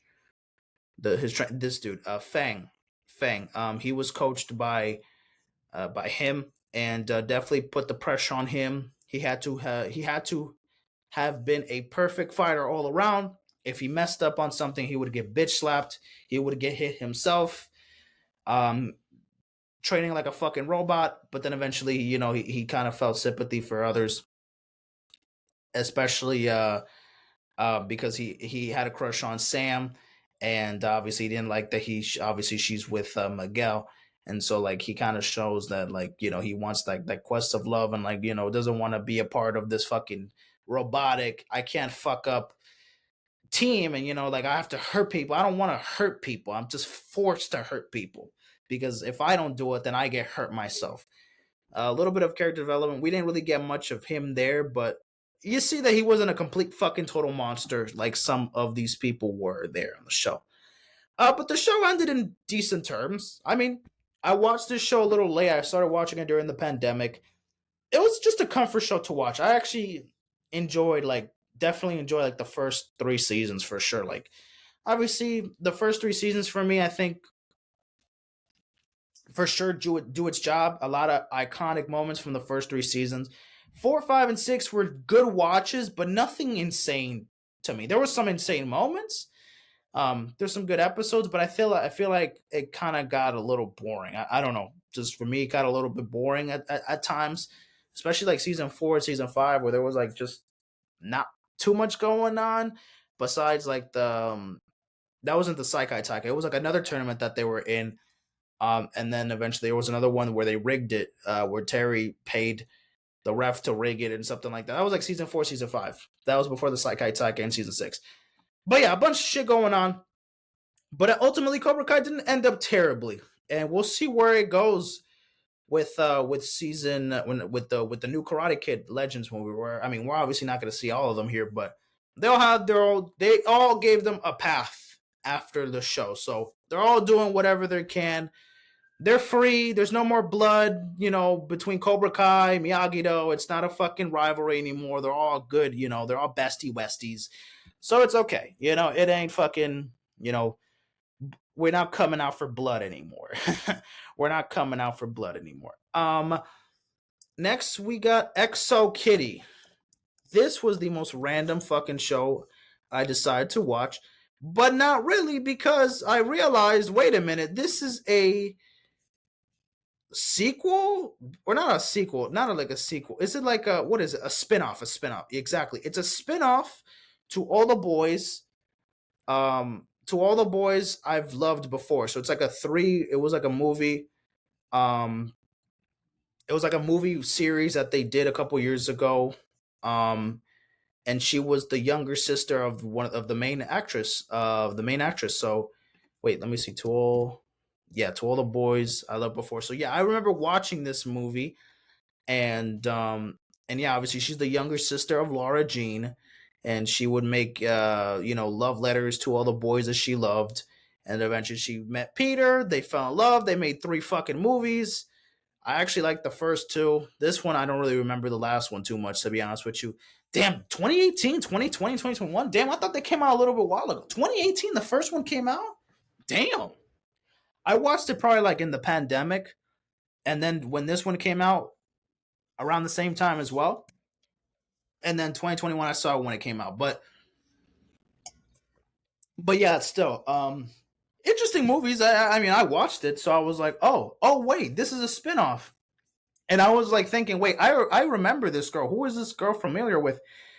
Because I was like, wait, she looks familiar. What the fuck? I've seen her before. And well, she's the younger sister of Laura.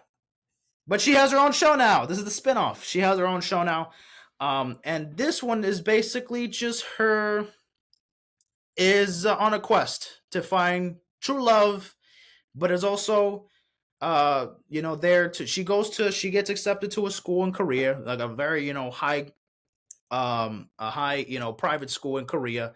She travels there to obviously do her studies there during a gap year for credits, and obviously is also wanting to meet the love of her life that she met a while ago, which was Dae Hyung, that they were dating long distance. So she went over there to obviously go there and study there, but also to meet the love of her life.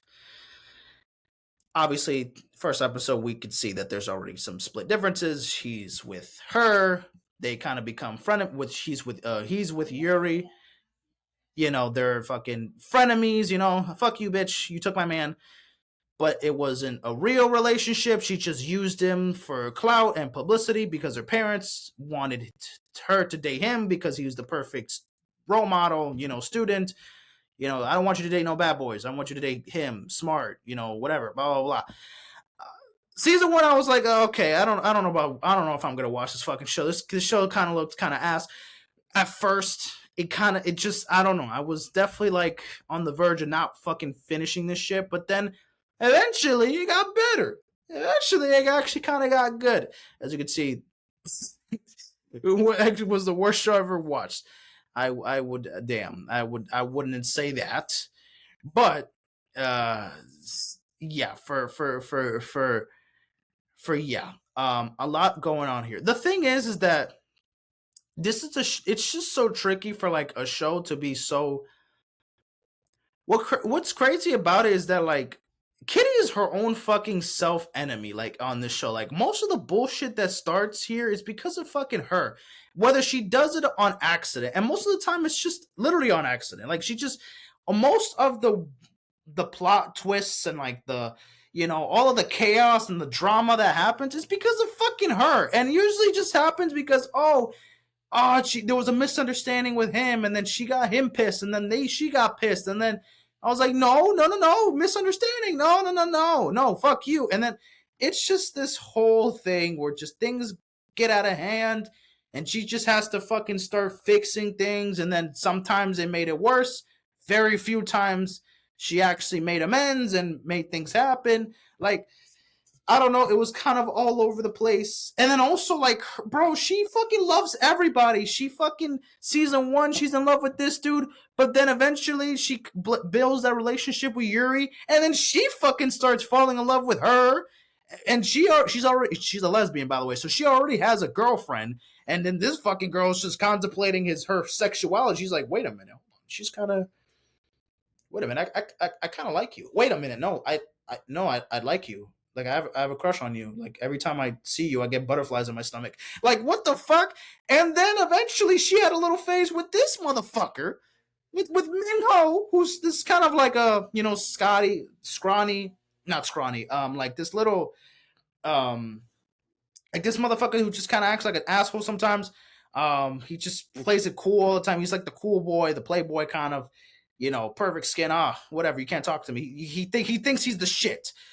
And then he falls in love where she falls in love with him at a certain point. He falls in love with her at one point, but things get messy because obviously him and Dae Young are best friends. So obviously when he finds out that they liked each other at one point, he's fucking all pissed or whatever. And he's trying to move on because after they broke up, guys, it's a whole fucking cycle and a recycle of love. And I'm not gonna lie, like it's just a fucking mess. It's a mess of a show, but like it's kind of fun to watch. I don't know. There's nothing really that stands out for me in this show. Really, nothing much here. Like the acting is not amazing. It's fine. It's cool. The music selection, I guess, is cool. I mean, this is in Korea. I mean, the views are insane. I mean, I love that. I like that we're getting to see Seoul and other places of Korean shit. The scenery looks nice. And and Yuri herself, she's pretty bad. She's pretty bad herself. I can't even lie. But it's just this is a guilty pleasure show. I will not be recommending this for anybody to watch, but for if you're just into these shows that like drama, so much confusion with like who I love, like this girl, watch season 3. She's gonna love her fucking, like, I don't know, her teacher or some shit. Like I don't know, but like she loved the boyfriend, then loved the fake girlfriend of the boyfriend, and then liked the best friend of the boyfriend. Like, damn, she's having an insane run.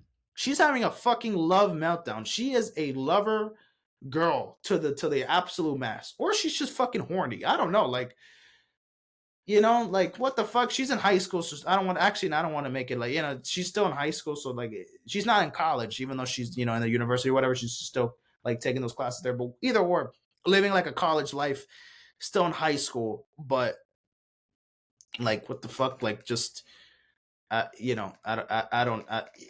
A mess of a show at times, but like it's still somewhat somewhat entertaining. Like I can't even lie to you. It's a shit show. I'm not even gonna lie. It's a lot going on here. Hold on, my shit froze for a second. There we go. But if you want to watch it, go watch it. I guess. Go watch it. I guess.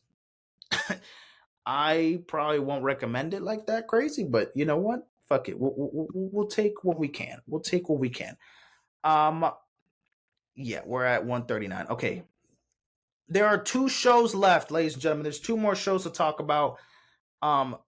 Quickly. Let's talk about it. Finally, Let's talk about it. Yes, ladies and gentlemen, it is finally fucking time to talk about Squid Game.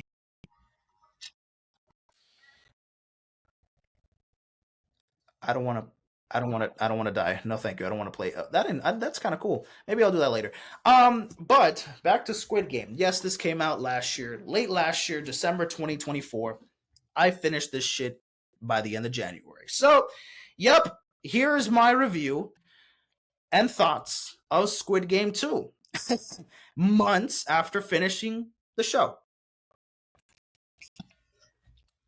Bro, this was like on my fucking notes literally for like 3 months, just sitting there collecting dust on my phone.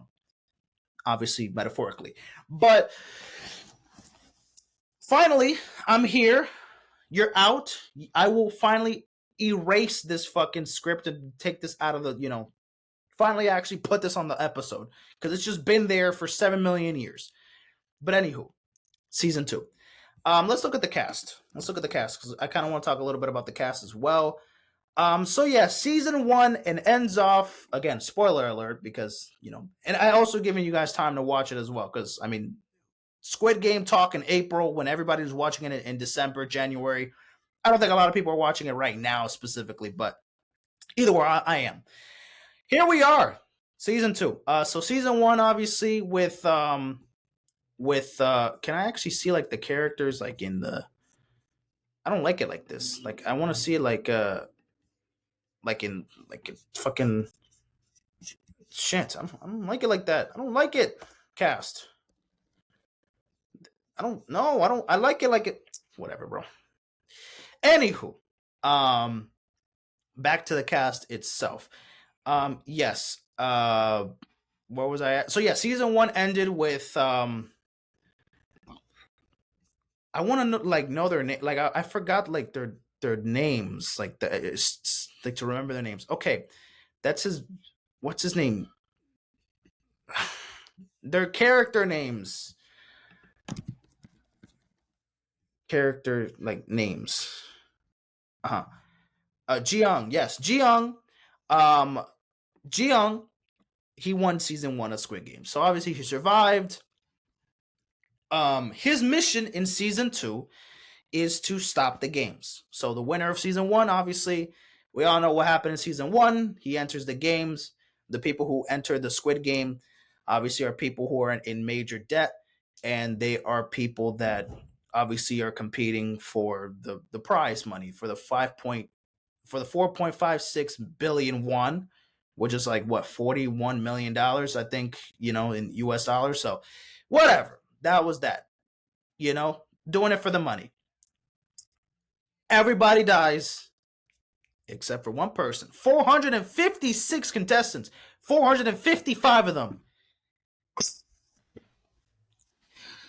die. This motherfucker won season 1 and he survived. The only survivor. The only survivor. So he enters season 2. Here we are a couple years later after season 1. Obviously, his sole mission is to lay low. He was just chilling, laying low, and just trying to avoid certain things in his life.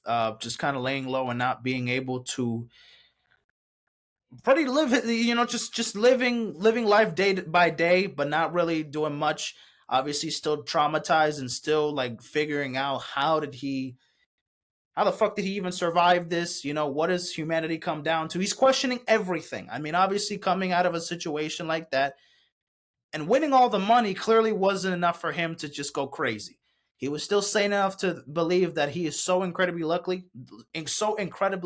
lucky that he survived and that he's still alive, still breathing, still talking, and he's still able to do as much as he can and as he pleases. Because obviously, with all that money that he has, he can fucking do whatever he wants, right?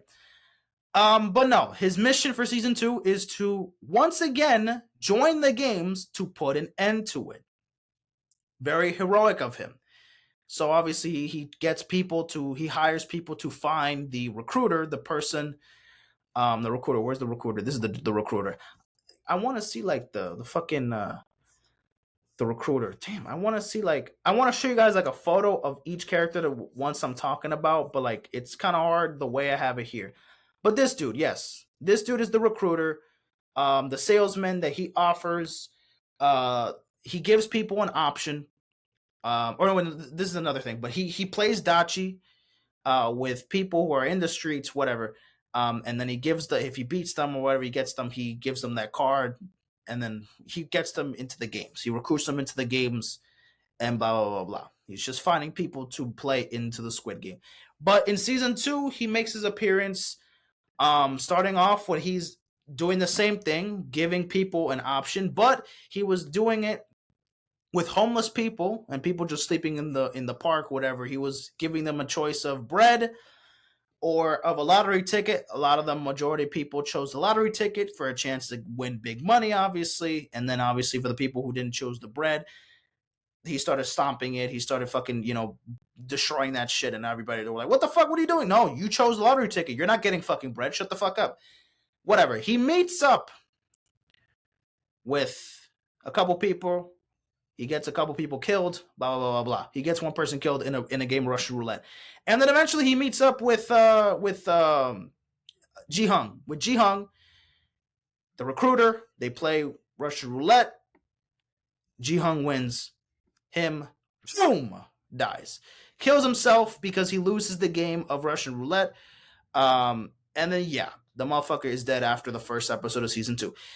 So the recruiter is, they found him and he died after, he won the games. But then eventually, they obviously saw a bunch of people recruiting for the games. And then eventually he started taking in coverage and he wanted to join in the games himself. So he signed up for the games. And once again, he's running it back. He is running it back. This time, he is the only person that has experience with this. Obviously, everybody else that participated is dead, ladies and gentlemen. They are 6 feet deep in their own fucking graves. He is the only man that has any experience of the Squid Games prior. So, of course, all the other new contestants join in. And he's the only one that knows all the scummy and bullshit that they be doing. So, of course, he's the leader by default. And obviously, in the first game, it's red light, green light. Yet again, just like the first episode, just like the first season. They didn't actually get into the games until like the 3rd episode, I think. So they were just still in the first 2 episodes. It was just pure backstory of like some of the characters that we were going to see in the games eventually. But eventually, the games start. He's the leader because he knows all the games. He knows all the tricks. He knows that in red light, green light, you got to be fucking still. If you move an inch, a muscle, a bone, anything, your life is going to a fucking grave 6 feet underground. So, obviously, a lot of people panic at some point. A lot of people die. All the pointless people, because obviously a lot of people die. Eventually, the main characters, they stay alive after that episode. So, eventually, introducing to the characters. This is the police officer that he's trying to find his brother here. Yeah, not much going on there. He's just kind of like a side character, story arc. He's not in the games. In season 1, he was a part of he was one of the soldiers. He was one of the soldiers in the pink jumpsuits, and obviously, he escaped, and he saw that his older brother was one of the recruiters. Well, not the recruiter. He was the front man. But we'll see. When we get to each character, I'll tell you guys exactly what their character role is. Blah blah blah blah. This dude is the. I just want to see like their faces like bigger though. That's the thing. I don't want it like to be. Can I see it like the cast? Okay. All right. There we go. Okay. I think we could just do it here. Okay. Some of these though are a little inaccurate, but okay. Basically, you know what, bro? I'm just gonna do a tier list. I'm just gonna find a fucking tier list and just find their characters' names, because I don't know why I can't. Like, I don't know. Maybe I'm being a little too fucking picky, but like, yes. These are season 1 and season 2 characters. So season 1 characters, we're not going to include them. Okay, so we're going to put all the season 1 characters out the way here. These are all season 1 characters. All of these motherfuckers are dead. All of these motherfuckers are dead, okay? We're going to include the recruiter because he's also fucking dead. So yeah, we're going to just who else? Blah blah blah blah blah. All these other people are a part of season 2. Yes, everybody else is a part of season 2. Oh, nope. He also died. He's season 1. Season 1 dead. All right, and then yep, that's everybody. That's everybody from season 1 that died. I mean, everybody. I mean, these are the characters that Rest in peace. Rest in peace. Rest in peace. Especially her. Oh my god, man, such a baddie. I wish she was still alive. Man, fuck. Bro, even the fans were. Everybody was begging for her to be back in season 2. So how the fuck she died? She got stabbed by this motherfucker. The dude that kind of why does he kind of look like the Nazi man? I don't want to say his fucking bitch ass name, but you know what the fuck I'm talking about. Ye's favorite person, Kanye's favorite person. He kind of looks like Kanye's favorite person there. I don't know. But anyway, let's talk about the characters. I'm not ranking them, by the way. I know I'm doing a tier list, whatever. These are just descriptions. No ranking. Just clarification. I'm just putting them in where they belong, okay? This dude, he's the main character, obviously. He comes back in season 2. He is trying to put an end to the games. And yeah, that's just his main mission. He's, the one that's just trying to put an end to the games, and that's it. He wants to come back. He wants to save as many people as he can, and he wants to put an end to the games. Pretty much that. This motherfucker, he was the front man in season 1, and now in season 2, he stepped down from being the front man and to be a player and to participate in the games just so he can sabotage his plan to stop the games. He's aware. He's aware that this man, he knows him, obviously. He survived season 1. He was the fucking winner. He was the front man when he won season 1, so he knows that he's a threat. So he's like, okay, I will go down to your level and play at your level. I will step down as the front man, and I'll get someone else to do it, and I'll be a fucking player and act like I don't know who the fuck you are and be your friend and be nice to you just so I can fucking betray you at the end. That's his plan. That's his plan. So that's just what he was. He's a terrible person. All of season 2, we don't fucking care. We don't acknowledge anything. We can't trust this motherfucker because we know what his motive is, to sabotage his idea, his plan. Bada bing, bada boom. This is the dude. The dude. Yes, I'm going to call him the dude. He is best friends with Ji-hung. Yeah, he's just one of his best friends. We're going to make another tier. Yeah.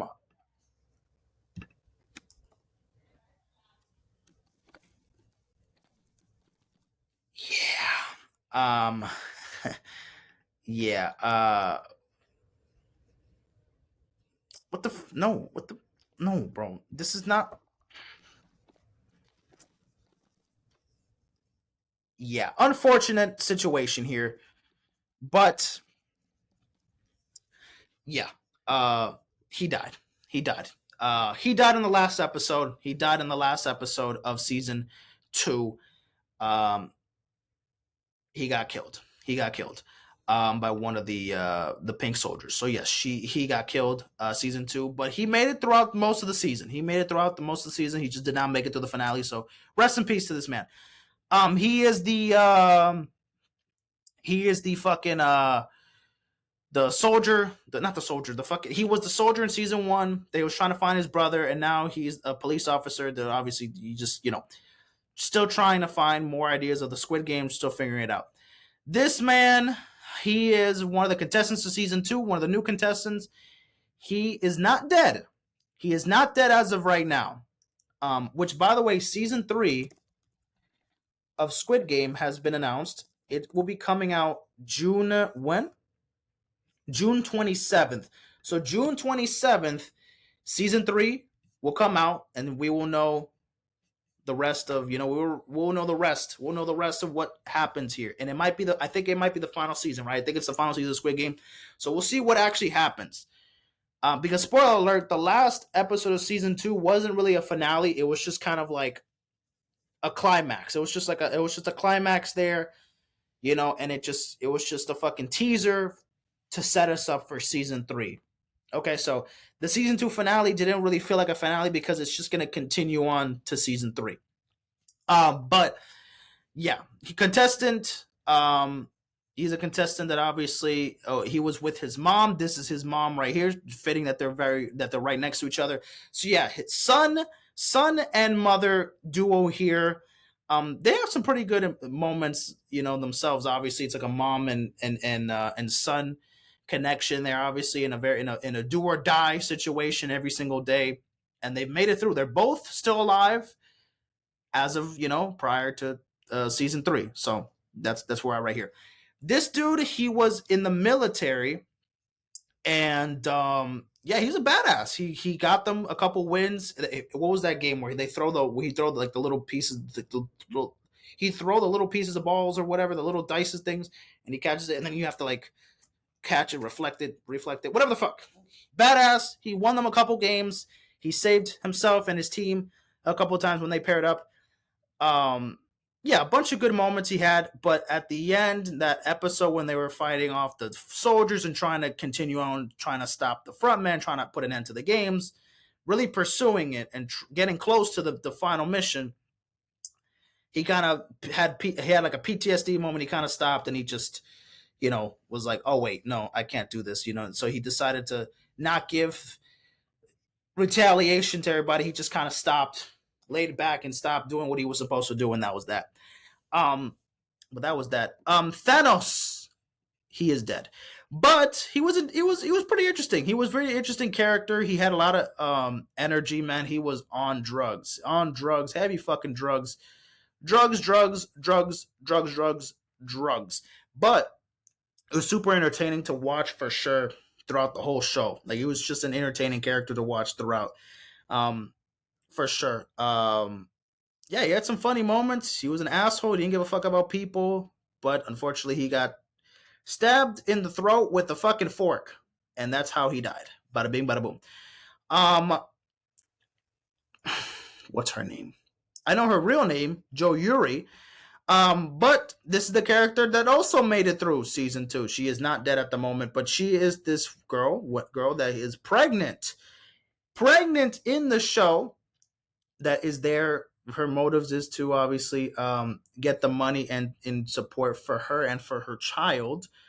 So obviously that's why she participated in the games. That's her, her motive in the end. This is her boyfriend, her ex-boyfriend, it feels like, that is again not dead.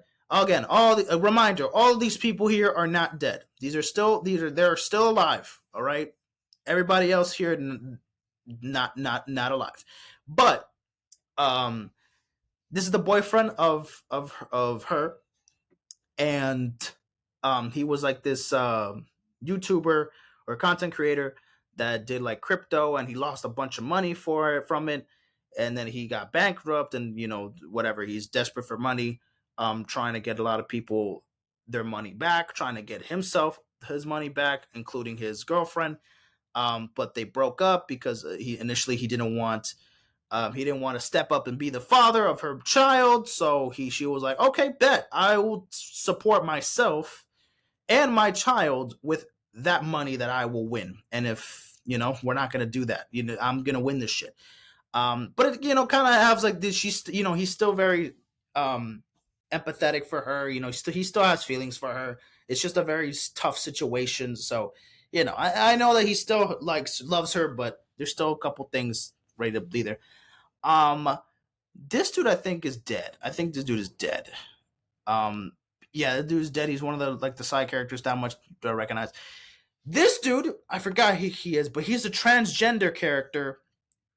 I am not gonna lie, man. They fucking aced it with his character, bro. She was such a fucking badass. Unbelievable. They really made her very important to the role because she was definitely a big leader. Definitely was one of the more um entertaining characters, the more relatable characters, and her backstory is pretty fucked up. Like obviously her being transgender caused her family kind of separate, kind of abandon her, and just not really kind of leave her in the dust. People obviously think very low of her. And obviously people were very confused with her transformation and this and that, and she wants to get the money to pay off all the surgeries that she wants to cover to complete her transformation because she's still not 100% there. And she also wants to help out doing other shit. So her motives were super genuine, and she was a badass. She's an absolute fucking badass on the show. So shout out to her. Definitely one of the better characters of season 2. Definitely kind of carried some of the episodes for sure. She was one of the Pink Soldiers. She worked at like some. She wore like this fucking costume. She worked at like some fucking carnival, not like Disney. I don't know. Like she wore a fucking costume, try um to like entertain children and stuff like that, and then eventually she had to get in support for her own child and stuff. So also is in the show, but not to participate in the game. She's ultimately a soldier. Another character that ended up dying. She died because of some bastard that couldn't save her. This is the bastard that couldn't save her fucking life. He is also dead, but he died a little bit later after. This is this crazy fucking woman that believes in spirits and all that shit. I don't think she died. I think she's still alive, right? I don't remember her dying. So I think she's still alive now. Correct me if I'm wrong, but whatever. She's a weird psycho. Fucking this dude is a piece of shit. He's not dead yet, but he'll die at some point. Unfortunately, rest in peace to her. Very sweet girl, but yeah. Couldn't make it. And he also died. And he was best friends with Thanos. Both junkies. Fucked up. But living their best life. I kind of basically just separated y'all. Died in season 1, died in season 2. These are all the characters that are still alive now. I cannot wait to see what happens in season 3. There's a lot of different twists and turns to see what happens in season 3. How are they going to continue on with trying to stop the games? How are they trying to stop the games? It's pretty interesting. So yeah, that was that. That's really all I could say there. And yeah, wait, what the fuck? What is this? What the fuck is this? My bad, y'all. Hold on. I got a fucking message. All right. Oh, was that a pick 6? That's a pick 6. I just fucking turned on the channel right just 2 minutes ago. Oh wow, pick 6. St. Louis. They're down by 1. All right. Anyways, where are we at right now? 2 hours. Definitely already at 2 hours.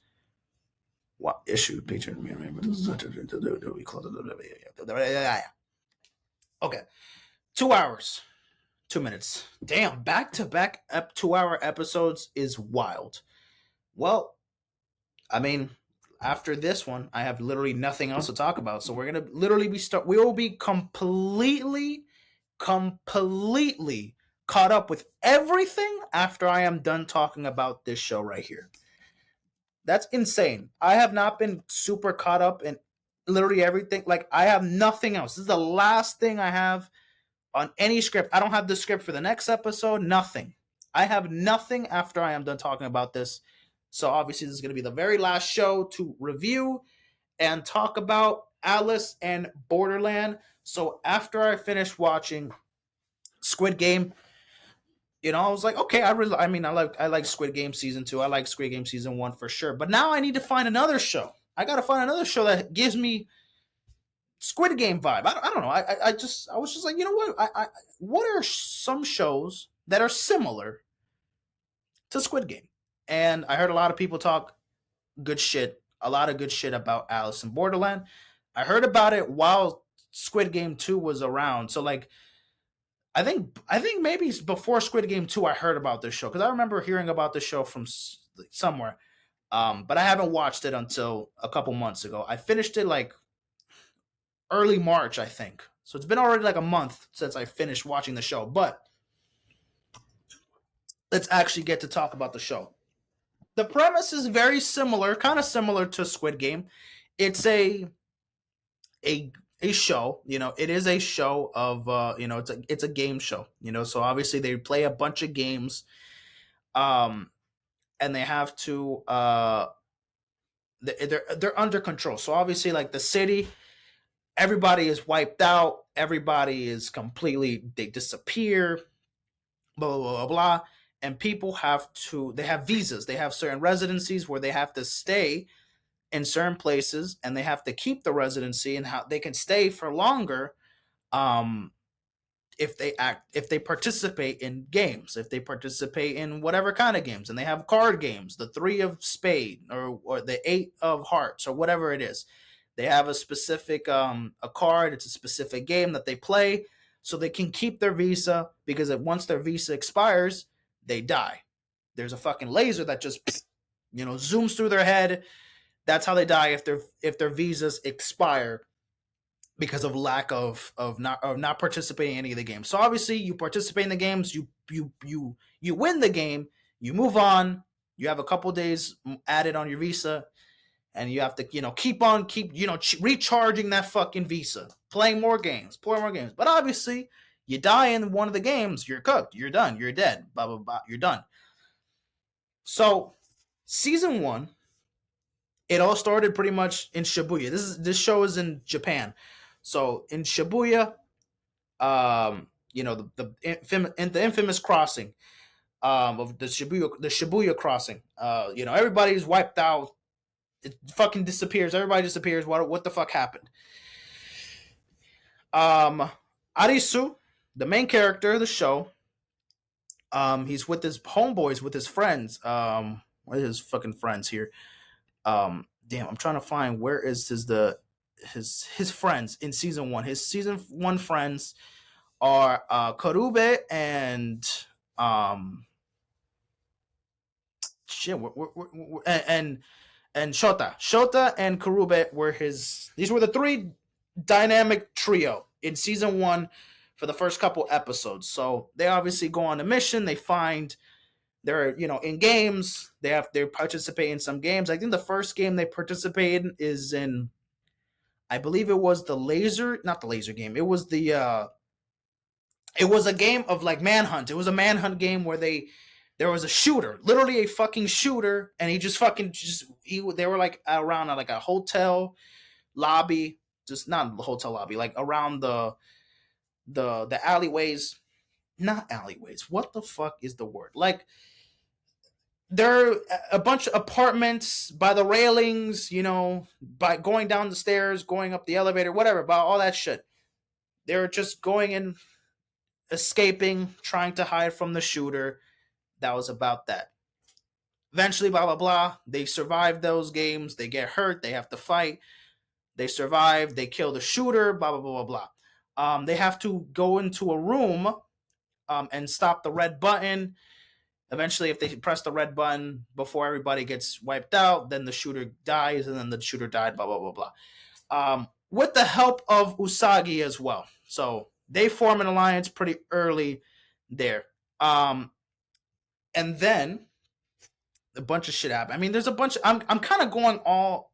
I can't really go in order because there's just a bunch of shit that happens. But it goes on. It drags on. Eventually, oh wait, let me just do this episode by episode, bro. I can't with this. I'm gonna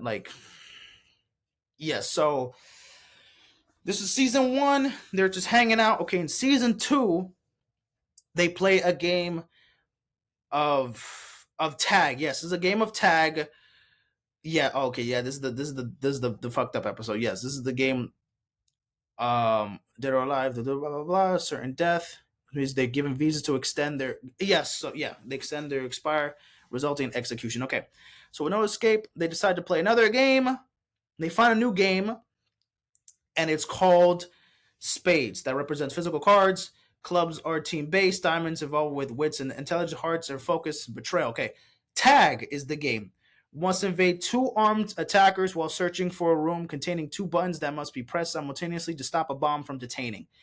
Arisu, Karube, and Shota and Usagi work together to find the room and win. Although Arisu feels guilty when the attackers are executed, Karube discovers a radio message inducting them to return to the beach. So the beach, we'll find out what that is in a little bit. Now, so yeah, unfortunately, that episode, Karube and Chota, they died because they had to make a sacrifice for Arisu. He felt guilty that he put them in that situation where he killed them. Because obviously the bomb, exploded, bada bomb.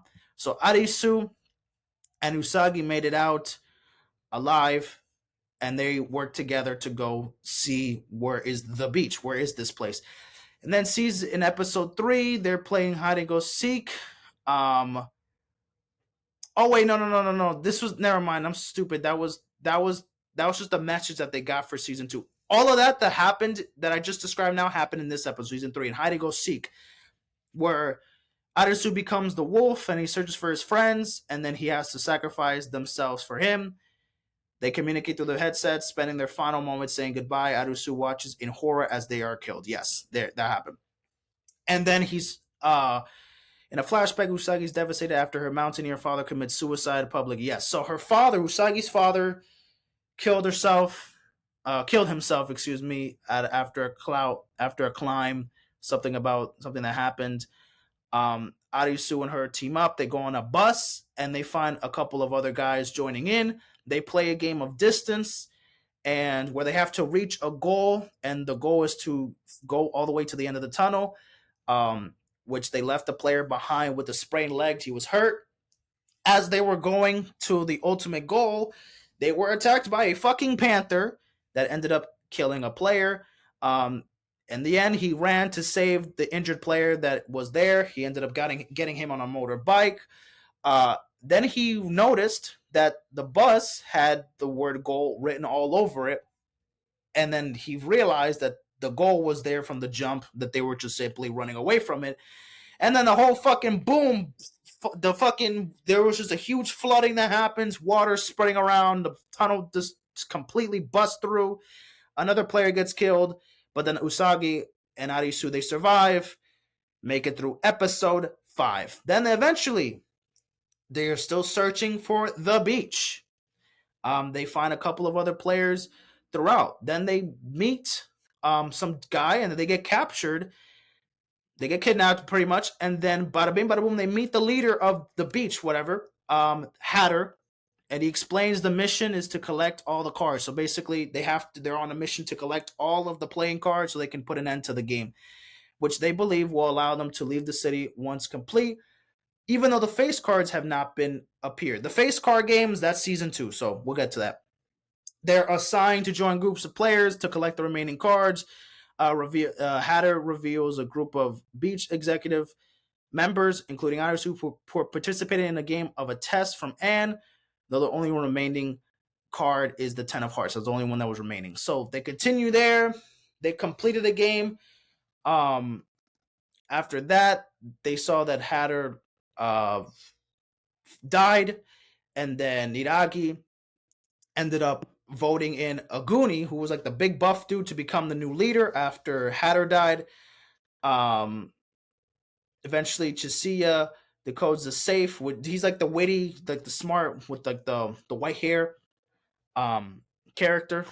Let me show you guys like the characters as I like presented to you guys. So this dude, where is he? Where the fuck was he? Was he just here? Here, there he is. Just so you're right there.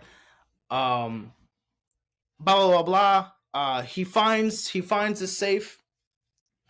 Steals the deck. However, it's revealed that he used a ruse for Chisiya to find the real safe. He was just using him to escape. Okay, and then Arasu's cow. Okay, and then eventually Niragi, this dude, he finds Arisu, and he ensures that he will die when his visa expires, and torments Usagi, intending to rape her. Unfortunately, yes. Retrieves the cards from the real safe, Then Queena, her who's one of the members there, um, they're stopped with a wall of lasers reaching around the beach, preventing anyone from leaving. They revealed after from the lobby that the beach to be the arena for the witch hunt game, which was a difficulty marked of 10 of hearts. Okay, then season episode 7, blah blah blah. A girl named Momoka was stabbed to death. What was the Momoka? What the fuck? Uh, a lot of shit going on. A lot of shit going on, man. A lot of shit going on. They go to the beach, blah blah blah. They find a phone that had a bunch of videos of them recording her and her friend before she died. Eventually, they found that they were some dealers that they organized the games to extend their visas. There was also some game masters that were behind the scenes, and then eventually, at the Shibuya crossing, they found out the rest of the new games, the face card games, were gonna set or were gonna start. So that was at the end of season 1. Now the mission, now they completed all the number card games, so now they're doing the face card games. So the king, the queen, and the Joker. They're doing all those games and just challenging. In this one was, yeah, this one just was like just a man in the mask. I forgot what was the dude carried the fucking shooter. The dude was just like the Allison Borderland shooter, black, the black dude that was shooter, the black dude that was shooting. This dude, fucking, it was this dude, but that was him like at the end of the show. This was him in disguise. And this was the shooter from the first episode. The shooter from the first episode in the first game. So yeah, that was that there. Yeah, so obviously he's just fucking shooting people, killing. The same core group, they survive for the most part. They survive. Then eventually, they were in a rock band with the game, blah, blah, they revealed that, okay, they play Omosis, which involves obtaining cards, being battling, touching an opponent with the higher. Okay, yes. So this is the. Wait, can I put like season 2 episode? Wait, yeah. So they meet these people and they're like in this island and they just like fucking, you know, they just have to. They're playing a game of tag, but they collect points when they tag each other. Blah blah blah blah blah. You know, all that shit. That kind of goes on for season episode 3 as well. Eventually, the other people died, like him, like this dude, the dude that's just fucking naked here. They died, and his team, the rest of his team, died as well. Um, they accepted their deaths. The Naragi leaves the group, who's like the villain, another one of the villains, and then Shisuya and other 2 killers, a serial killer and a con man, identify the Jack of Hearts, Enji. They plan to torture him, and then Enji commits suicide, ending the game. Um, Arisu was left by Kuna and Usagi to search for Anne and Shisu and Chisiya. Um, this was another one where they saw fireworks coming from somewhere. Nothing happened. Then they were ambushed, forcing them to split up. They were saved by Uni and his company. Okay. And then Ayena's a sole survivor. Heina, where's her?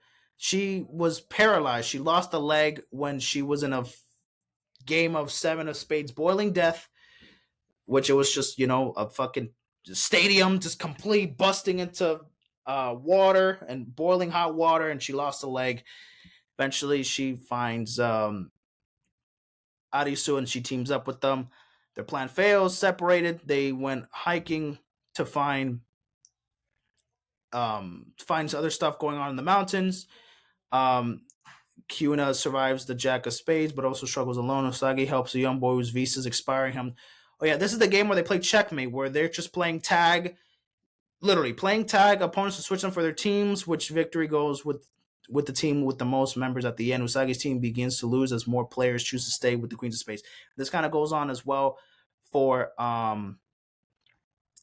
episode 6 of season 2. And then eventually there's another game at the same time going on. Blah blah blah blah. Eventually after they're done with that game and they rescue the little boy and blah blah blah, they get out of that game. It was Arisu and Usagi. They finally get into the stadium that was destroyed by, by the boiling hot water, where the boiling hot water games was at, and the girl that lost her leg. That stadium, they saw a bunch of shit. They got into a little river and they shared a kiss. They bathed together. They shared a kiss. They finally whatever did the thing. They didn't do the thing. They just kissed. But eventually that was going on when then the other members, they were playing a math game.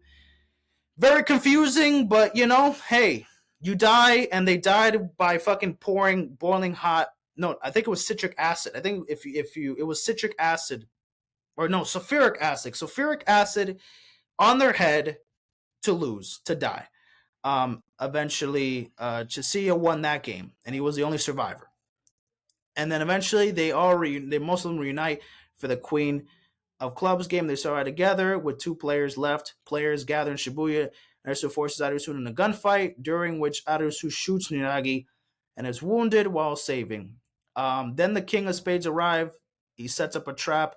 The rest of them, they fight the King of Spades. Everybody, they all teaming up to fight the King of Spades, the dude that with the gun, overpowered. Finally disabled him with an explosive.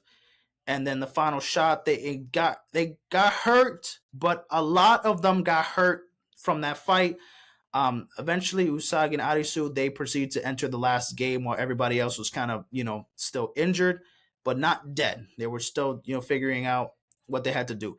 Eventually, last episode, they meet the Queen of Hearts and they play a game of croquet, which only requires Arisu to complete 3 rounds without quitting, regardless of the outcome. And then Mita, the Queen of Hearts, reveals that she designed the hide-and-seek game, enraging Arisu, who restrains himself after realizing that killing Mita would only prevent the game from ending. Mita she continues to manipulate him psychologically, causing him to hallucinate that he is in a mental hospital with her as a psychiatrist, convincing him to quit. Usagi snaps him out of the illusion by cutting her wrist, moved by their love. Yes, she slit her wrist to get him out of this fucking phase, to prove that she is really in love with him. Completes the croquet game and is executed. So again, it's just a mental game trying to get him to quit, and then she had to fucking slit her wrist to kind of show a form of like love. No, this is not. This is for real. We're not fucking. Don't let her get to your fucking head. And then eventually she dies. The Queen of Hearts, she dies. With the final game cleared, all the surviving players are given a choice to become permanent residents or to just decline. Those who decline, they wake up in a hospital as survivors of a meteor crash. With no recollection of the Borderland, Arisu and Usagi meet at a vending machine, walk together as a final shot lingers on the deck of playing cards, focusing on the Joker card. So, yes, my bad. The Joker card is what's going to bring season 3 together. Season 3 is going to be what the Joker is going to bring. It was really just King and Queen games, my bad. Only King and Queen games were for season 2. The number games were for season 1. Season 3 is going to really bring the contrast of the Joker game. But obviously everybody at the end, they don't know what happened. They don't know what happened at the Borderland. Usagi and Arisu, after the whole season 2, they complete the final game, the final Queen of Heart game. They don't know each other. It's like nothing, like nothing ever happened. So obviously it's like kind of starting from beginning again. Look, a lot of yapping, and so much description and so much shit going on. But guys, watch this fucking show. I really like this show. This show is fucking awesome. All of this yapping. Go watch the show. If you like shows like this and you haven't watched it, I recommend it. Oh shit, the trailer came out on my birthday, October 28th. Let's fucking go. It's amazing, man. I really love the show. I cannot complain about it at all. It's phenomenal. I cannot wait for season 3. A lot of shit happened. Yeah, and the baddies on this show. Gotta talk about it. Sagi, baddie. Fiona, baddie. Sabuki, Wait, who is she again? Oh, she was the. Wait, what was her character? Oh, she was in the first 3 episodes. She was in the first 3 episodes. She she was like some she was like some kind of like some like slut or some shit. Like she was just kind of like throwing. She was slept with like her boss to get like a promotion for some shit, and then she slept with like one of Arisu's friend. What's his name? Shota. She was literally on top of Shota, and they started like making out and shit. And like this was like in the first 2 episodes of the fucking show. She died, obviously. She died after that. But she died when Arisu's 2 friends died as well. And yeah, she was still alive at the end, but still you know, she's still alive now, after season 2, but very wounded is for sure. He's Oh, that was Niragi, yeah. He was a villain and he was a part of like the Beach Collective group, and he wanted to kill everybody, and he killed a lot of people. And he wanted to kill everybody else, but he just certain situations he didn't. Hannah, she's a baddie as well. She was a girl that lost her leg, and had the fucking, she fucking arrow girl, you know. The naked dude that died, Karubi, one of the best friends of Usagi that died as well. Same thing with Shota. Aguni is he is the body. Wait, he makes music? What the fuck? He's 40 years old. Damn. He makes I didn't know he makes music as well. He was like the leader of the beach after the Hatter passed away, after he died. And he's like he was in the military, and but he was that tough motherfucker. He was tough. Tough motherfucker. She was the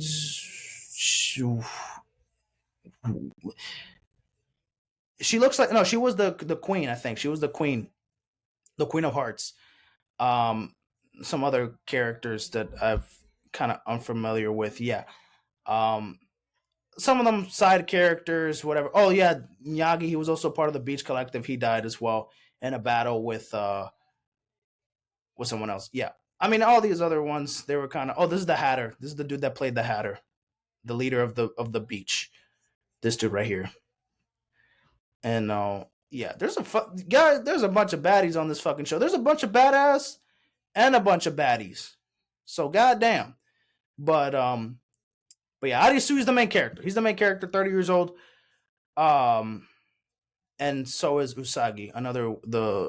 They're both 30. They're both the 2 main characters of the show. And then Shisuya. I was very suspicious on him at first, bro. I thought he was gonna be like, he's one of those like that's just he's very smart, very slick, and very wise, like, but also he can manipulate very well. He can convince people. Like, he's a good liar. He's just someone that's very hard to get, very hard to trick, very hard to like. You can't. He will run circles around you. He will outsmart you. You know, like he's been in like situations where he'll simply outsmart you. He may not be like the strongest dude, but he's definitely like the smartest. You know, and he's been able to like help out every fucking game. He aces. Like, it's like he knows this shit. It's like he has experience. You know, this dude just an absolute fucking dog. But sometimes it's like this motherfucker evil as shit. It gives me like that vibe that he's like evil as shit, but he plays it off. He plays it off too cool, and he never has. He's so emotionless. He never smiles. He never gets mad. This motherfucker, bro. This motherfucker got shot, and he's just like same emotion. Like there's no like. Like this motherfucker just yeah. Yeah, no. For sure, yeah. We'll do that. Like, just simply just plays everything fucking cool. Like, nothing, like, he's not stressed of anything. This man is fearless. The definition of fearless. I'm glazing the fuck out of him, but he just plays it so fucking cool, like nothing's going on. That's how it feels like. But anyways, enough yapping. As you could see, y'all, there's a lot of baddies on this show. But there's a lot of badass moments on this show as well. So that was that, ladies and gentlemen. 2 hours and 20 fucking 8 minutes of me yapping of shows that I watched this year so far. Yes, ladies and gentlemen, that is it. That is it. We are all caught up on everything in sports, music, television, movies. I haven't watched that many movies, but those are definitely all the shows that I've watched this year alone. So I've definitely watched a handful of shows already. Right now, I'm watching the Le Seraphim documentary on YouTube. I'm on episode 3 right now, so I got to finish that up. So when I'm done with that, definitely talk about it. Another episode. I don't know what other show to start now with. I don't know. I'm just kind of rewatching, old shows. I'm watching South Park. I'm watching regular show. I'm watching Family Guy, American Dad. I'm just watching, rewatching all the shows that I used to love watching as a kid. So I'm still rewatching a bunch of shit right now. But anything new right now, I haven't watched anything new after that. I mean, I literally caught up with everything, guys. I'm caught up with everything. So we'll see what other shows and movies I get to talk about in the future. But that is that, ladies and gentlemen. I will see you guys in a bit. Take care and peace out, my friends.